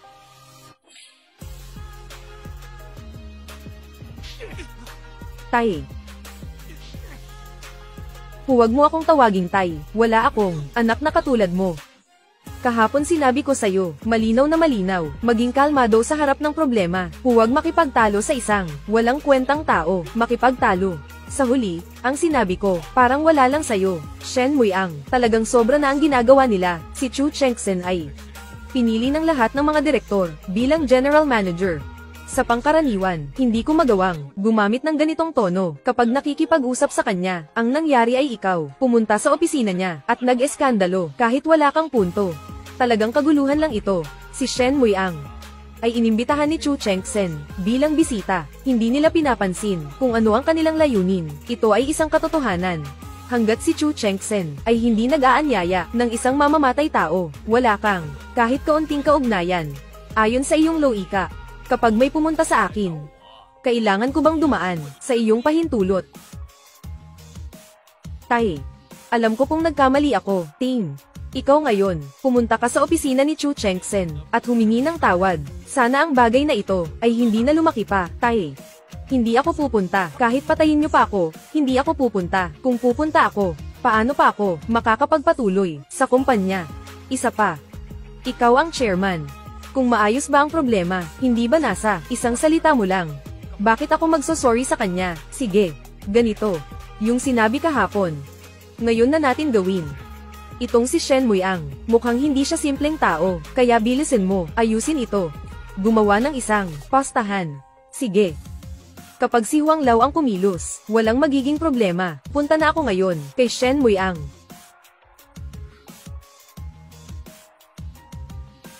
Nakakagalit talaga itong si Chen Tiakshong. Kung hindi niya maayos ng mabuti ang bagay na ito, sasabihin ko ito sa lolo ko. Pagkatapos, makikipagtulungan sa lahat ng mga direktor para tanggalin itong si Chen Gaosheng. Palayasin mula sa Fly High Group.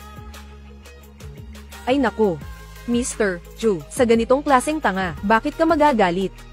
Sasabihin ko sa'yo, sa mundo, ang pinakamadaling harapin na tao, ganito ang klase ng tao. May isa pang kasabihan, sobrang ganda ng pagkakasabi, ang asong nangangagat, hindi tumatahol, hayaan na lang, tama ka rin naman, Muyang. Diba, na huwag mo na akong tawaging, Boss Chu. Noon pa, humingi na ako ng tawad sa'yo, ayoko nga.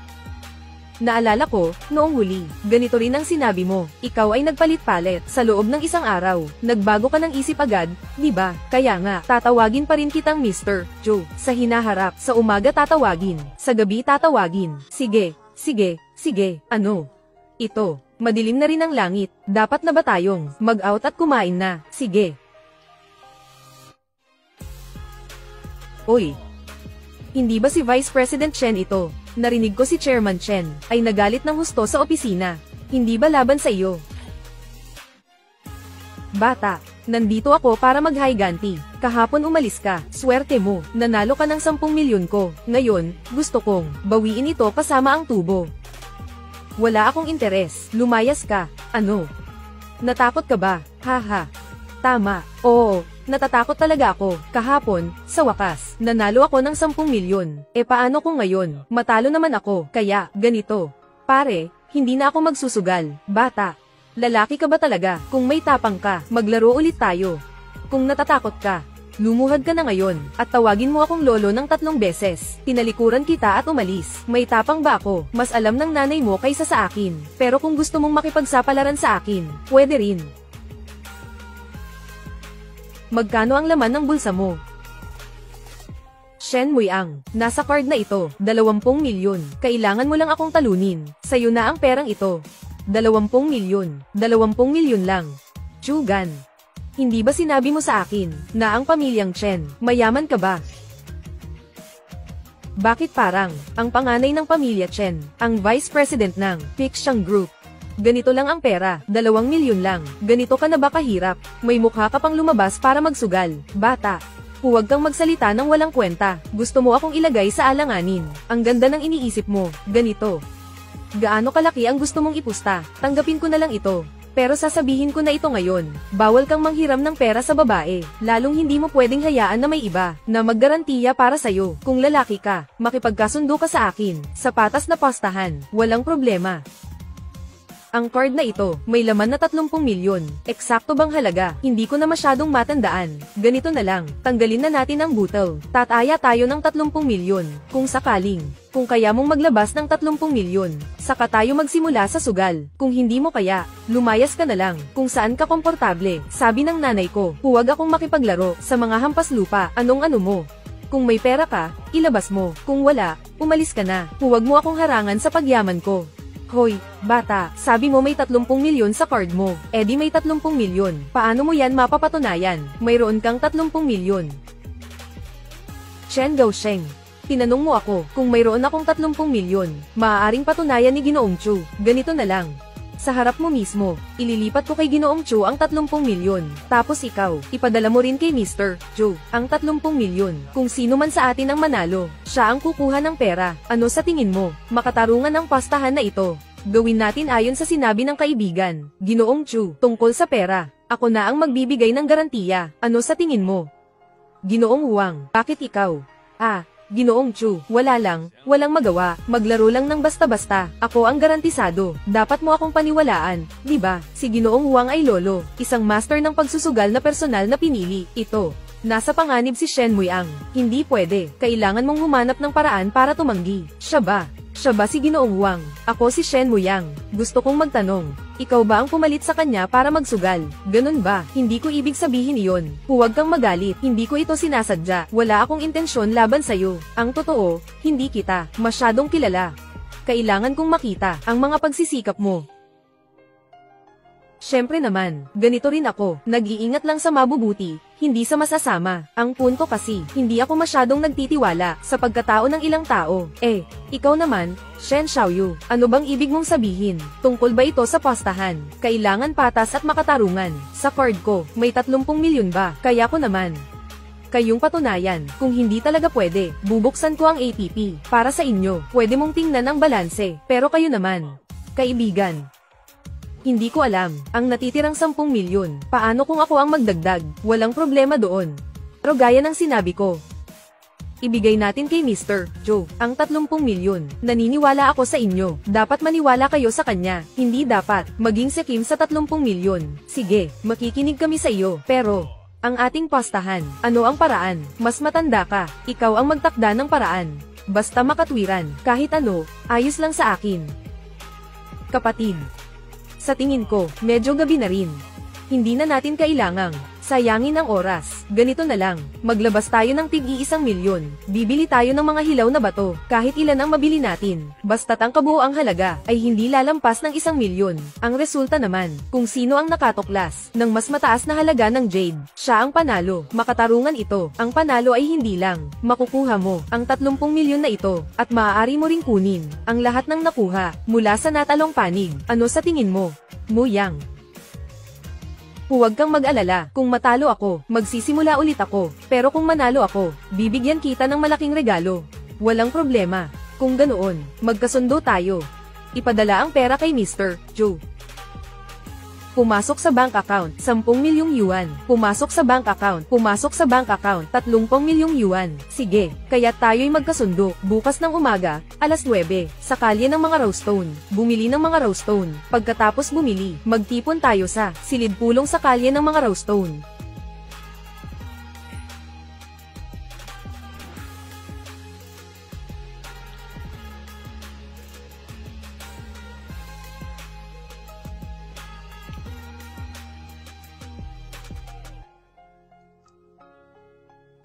Hello, Mu Yang. Nandito si Ginoong Wang. Napili na ang mga batong hiyas. Gaano pa katagal dyan sa iyo? Ang bilis mo naman. Siguro matagal mo nang napili. Bibilisan ko ang pagsala. Sige, mabuti. Hello, Shen Muiang. Bakit hindi pa siya dumarating? Dito sa akin. Bayad na ang lahat. Hindi kaya hindi niya matanggap ang pagkatalo at sinasadyang magpatagal. 10 minuto pa lang ang lumipas. Hindi ka na ba makapaghintay? Aba, tahimik ka na lang.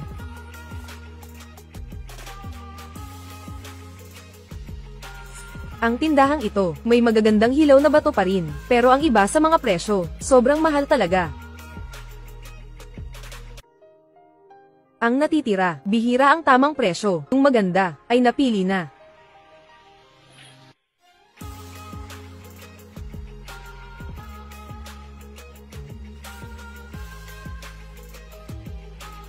Ito na lang. Ito ngayon, ang mukhang pinakamaganda. Idagdag mo pa ito. 2 hilaw na bato, sakto 800,000.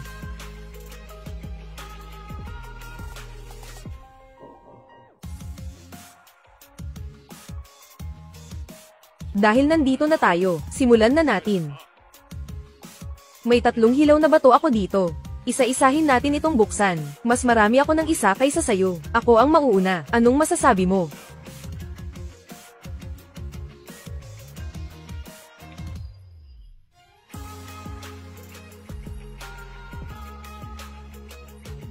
Wow, berde. Wow, berde na. Ang klase nito. Dapat ito ang Zhengyang Green, di ba? Tama nga. Talagang karapat dapat kang tawaging master ng pagsusugal ng bato, kapatid. Magbigay ka ng presyo.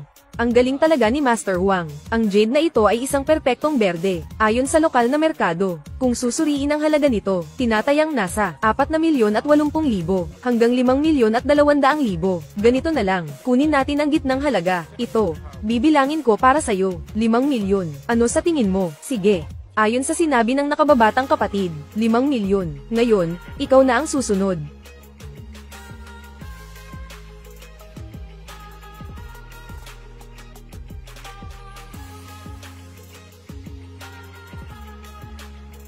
Nawala na, lumabas ang berde.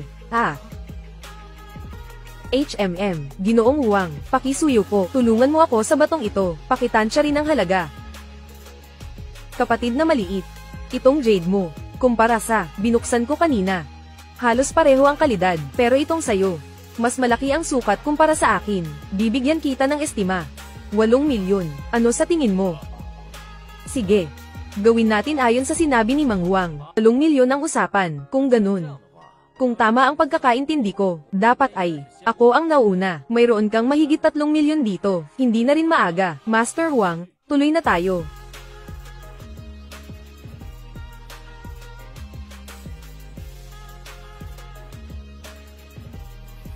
Bakit lumabas ang klase ng jade na ito? Master Wang, ang material na ito, bakit, hindi ko masyadong maintindihan. Shen Muiang, huwag kang magmayabang. Hindi pa tayo tapos, may isa pa tayong jade, malay mo. Ang pangatlo nating jade, ay Imperial Green, at ang sa iyo, ay malamang itim na itlog. Kaya, Sino ang tatawa sa huli? Siya ang tunay na panalo. Imperial Green ba ito? Siguro nga. Pero kahit anong Jade Stone, laging may presyo. Master Huang, paano kaya ganito? Tingnan mo itong jade mo. Hindi naman maliit ang sukat nito. Itong bato ko, ibibigay ko sa'yo ng 10,000. Ano sa tingin mo?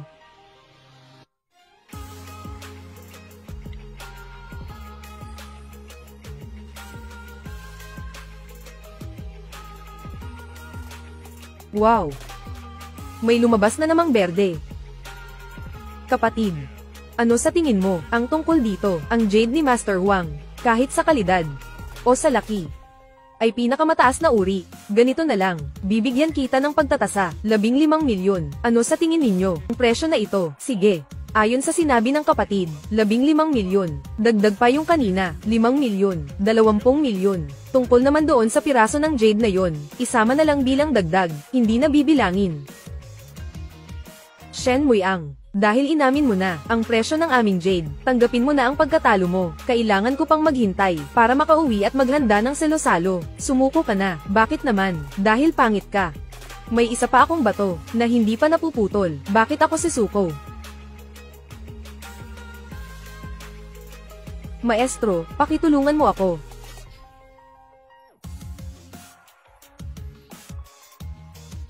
Wow! Imperial na berde. Ito ay imperial na berde. Maestro Huang, pakiusap. Bigyan mo ako ng presyo para sa batong ito. Congratulations! Kapatid, humanga. Natalo ako. Hindi ko inaasahan, sa loob ng lungsod ng Jinling, may makakagawa pa ng ganito kalaki, imperial na berde. Hindi ko inakala na sa loob ng lungsod ng Jinling, may mahuhukay pa, ganito kalaking piraso ng imperial na berde, at nakatago pa. Ang isang taong tulad ninyo na misteryoso, dalubhasa sa pagsusugal ng bato, ang batong ito. Hindi ko maibigay ang presyo, dahil sobrang mahalang bagay na iyon. Binabati kita, kaibigan, paalam na. Shen Muiang, hintayin mo ako.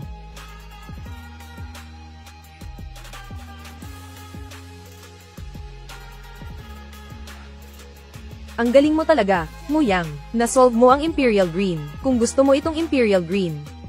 Kung gusto mo, ibibigay ko sa'yo ang isa. Anong sinabi mo? Ibibigay mo sa akin. Sigurado ka ba? Sabi ko, kung gusto mo, ibibigay ko na lang sa'yo. Regalo ko na. Para sa inyo, maaaring ito ay isang napakahalagang jade, pero para sa akin, pera lang naman ito. Shen Muiang. Ikaw ba? May gusto ka ba sa akin? Ano ang sinasabi mo? Sige na nga. Bukas na, ang kaarawan ng lolo ko. Naalala mong maghanda ng regalo, ha? Oo, mayroon akong isang lalagyan ng panulat. Antep din ito. Sige na. Kailangan mong tandaan, pasayahin mo ang lolo ko, para kapag niligawan mo ako, wala nang hadlang. Meron pang Imperial Green. Pagdating ng panahon ng kumpanya, magbibigay ng presyo. Sasabihin ko sa iyo, Kinte. Mas mabuti pang magmaneho muna. Ihatid kita pa uwi. Tungkol sa Imperial Green, pag-usapan natin mamaya.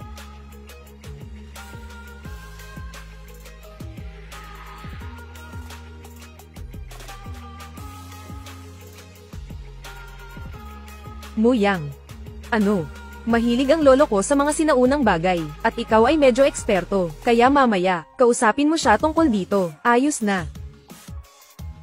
Kaya mamaya, kausapin mo siya tungkol dito. Ayos na. At saka, tungkol sa tanghalian natin, mukhang sa restaurant tayo kakain. Kaya, tingin ko may iba pang ilang tao. Paalala lang, si Chen Gaosheng, tingin ko nandyan din. Sa oras na iyon, subukan mong huwag makipag-away sa kanya. Tama nga pala, yung lolo mo. Hindi ba't ang pangalan niya ay Chu Hanliang? Ha? Kilala mo ang lolo ko? Oo. Yung mga sinaunang gamit ko dati, binenta ko lahat sa lolo mo. Oh. Ikaw pala ang sinasabi ng lolo ko, na medyo tuso. Pero may kakayahan na masipag na kabataan. Ang totoo kasi, dati, hindi ko alam, na siya pala ang lolo mo. Iniisip ko, sa pagbebenta ng mga bagay, ang prinsipyo ay, kumita ng mas malaki kung kaya. Tama rin naman, tutal, yung matandang iyon, medyo mayaman naman, mas okay lang na lokohin siya ng kaunti. Tara, pasok na tayo, sige. Lolo, Lola, dumating na si Muiang. Chihiro. Ang kaibigan na sinasabi mo, si Muyang pala. Yeti, Lolo T, hindi ko rin inasahan, nakilala niyo pala si Muyang. Shenzon. Paano mo nakilala? Itong si Shen Muyang. Itong si Shen Muyang. Kamakailan lang, pero nakatulong sa kumpanya namin, na kumita ng maraming pera, kami ngayon. Ay may magandang relasyon, Cheng Sen. Hindi ka na bata. Hanggang ngayon, wala ka pa ring partner. Sa tingin ko, itong binatang ito, ay talagang magaling. Siya, ay nakapunta na ng maraming beses, at saka, ang lolo mo, ay mataas ang tingin sa kanya, kilala mo siya. Lola. Ako at si Muyang, hindi pa matagal ang pagkakakilala namin, medyo mabilis ito. Sa tingin ko, pwede munang magsimula sa pakikipagkaibigan kapag mas sanay na tayo sa isa't isa, saka natin pag-usapan ang bagay na yan. Bukod pa rito, sa edad ko, hindi naman ako nagmamadali. Muyang. Hindi ko akalain na ikaw pala ay kilala ang anak naming si Chenzon. Sabi mo, kung papuntahin ko si Chengsen para bumili sa'yo, dapat ba bigyan mo kami ng 20% na diskwento? Ay, matanda. Hindi ko rin alam, kayo pala ang tunay na lolo ni Chengsen, kung alam ko lang. Kahit anumang mangyari, hindi ko magagawa, hindi ko kayo kayang tawaran, ay. Huwag nyo na rin, akong tawaging matanda, sumama ka na lang kay Ganzon, tawagin mo na lang akong lolo. Tama nga pala, yung mga nangyari nitong mga araw, sabihin mo. Siya ba ang ginawa ng batang Chen? Oo. Tama, Lolo, ang lalagyan ng panulat na ito, ay regalo ko para sa iyong kaarawan. Kahapon habang namamasyal ako, ay aksidente ko itong nakita, bagamat ito ay replika lamang. Ito rin ay, mula pa noong panahon ng Republika ng China, at napakaganda pa ng pagkakagawa nito, maganda rin ang kahulugan. Ikaw talaga, marunong ka talagang magbigay ng regalo, tatanggapin ko ito. Tama nga pala, mamaya. Sina Chen Taishong, ama at anak ay darating. Tandaan mo ito, huwag kang magsalita ng kung ano-ano, ha? Huwag kang mag-alala, Lolo. Kuya Chu, maligayang kaarawan, ha ha ha ha ha ha ha ha ha ha. Nandito rin ang taong ito. Lolo Chu, maligayang kaarawan sa iyo, mabuhay ka ng matagal, kasaganaan na parang dagat, tumaas ang posisyon, lalong gumwapo. Tiyak Shong, may malasakit ka rin, ahahaha. Papakilala ko, ito, siya ang kasalukuyang chairman ng Fiction Group. Magandang araw, Ginoong Chen. Narinig ko na dati, nabanggit ka ni Chenzon. Ngayon kita nakilala, talagang ikinagagalak. Ikaw si Shen Muyang, batang-bata at matagumpay, ha ha ha. Pagtaas ng ranggo, ang regalo mo para kay Lolo Chu. Dala mo na ba? Bilisan mong ilabas. Lolo Chu, ito ang regalo ko para sa iyo, regalo sa kaarawan. Lolo Chu, ang regalo ko, regalo sa kaarawan, hindi ito pangkaraniwang regalo. Ang tawag dito ay Yuan Qinghua at Yao Lihong. Tingnan mo na lang. Oh. Sige, titingnan ko, mukhang talagang si Gao Sheng ang nakakaintindi sa akin.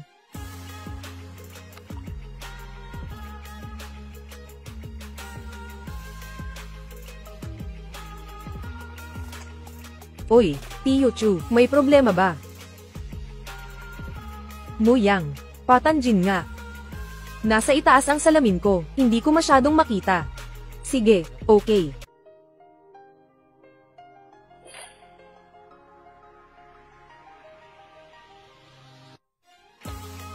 Ang bagay na ito, hindi ko rin masyadong maintindihan. Hindi mo maintindihan pero tinitingnan mo pa rin. Parang totoo ang datingan. Lolo Chu. Ang bagay na ito ay tinatawag na Yuan Qinghua Yulihong na tasa ng tsaa. Nakita ko ito sa pinakamalaking lugar namin, sa loob ng tindahan ng anti-gang gamit. Gumastos ng malaking halaga. Tama na. Kanina, binigyan kita ng paraan para umatras. Hindi mo ba naintindihan? Itong bagay na ito, 300 piso lang ang halaga. Kumuha ka ng peking anti-gang gamit. Niloloko mo ba ako? Akala mo ba, mahina na ang mata ko? Uncle Chu, kasalanan ito ng anak ko. Hindi siya pamilyar sa mga antigo. Siguradong naniwala siya sa tindahan ng antigo. Isang panig lang ang narinig. Magmadali at humingi ng tawad. Hindi na kailangan ng paghingi ng tawad. Ibalik mo na lang. Subukan mong ma-refund. Huwag nang malugi. HMM. Sige, ako na. Uuwi ko muna siya. Muyang. Ang nangyari ngayon, napatawa ka namin. Oo, Muyang. May tanong si Lola sa'yo. Sa tingin mo, kumusta si Chengsen ng pamilya namin? Ha, magaling. Napakahusay niya sa trabaho, at saka, maganda rin siya. Bukod pa roon, mayroon pa kayong mabubuting nakatatanda. Oh, sige, magpakasal na kayo. Ha? Hindi ba pareho kayong iniisip na, maganda ang isa't isa, at may nararamdaman kayong pagtingin? Ang pagpapakasal ay, isang normal na bagay, hindi ba, Lola? Hindi ba medyo masyadong mabilis ito? Ano ang sinabi mo? Oh, ang ibig kong sabihin, pwede tayong magsimula muna sa pagligaw muna.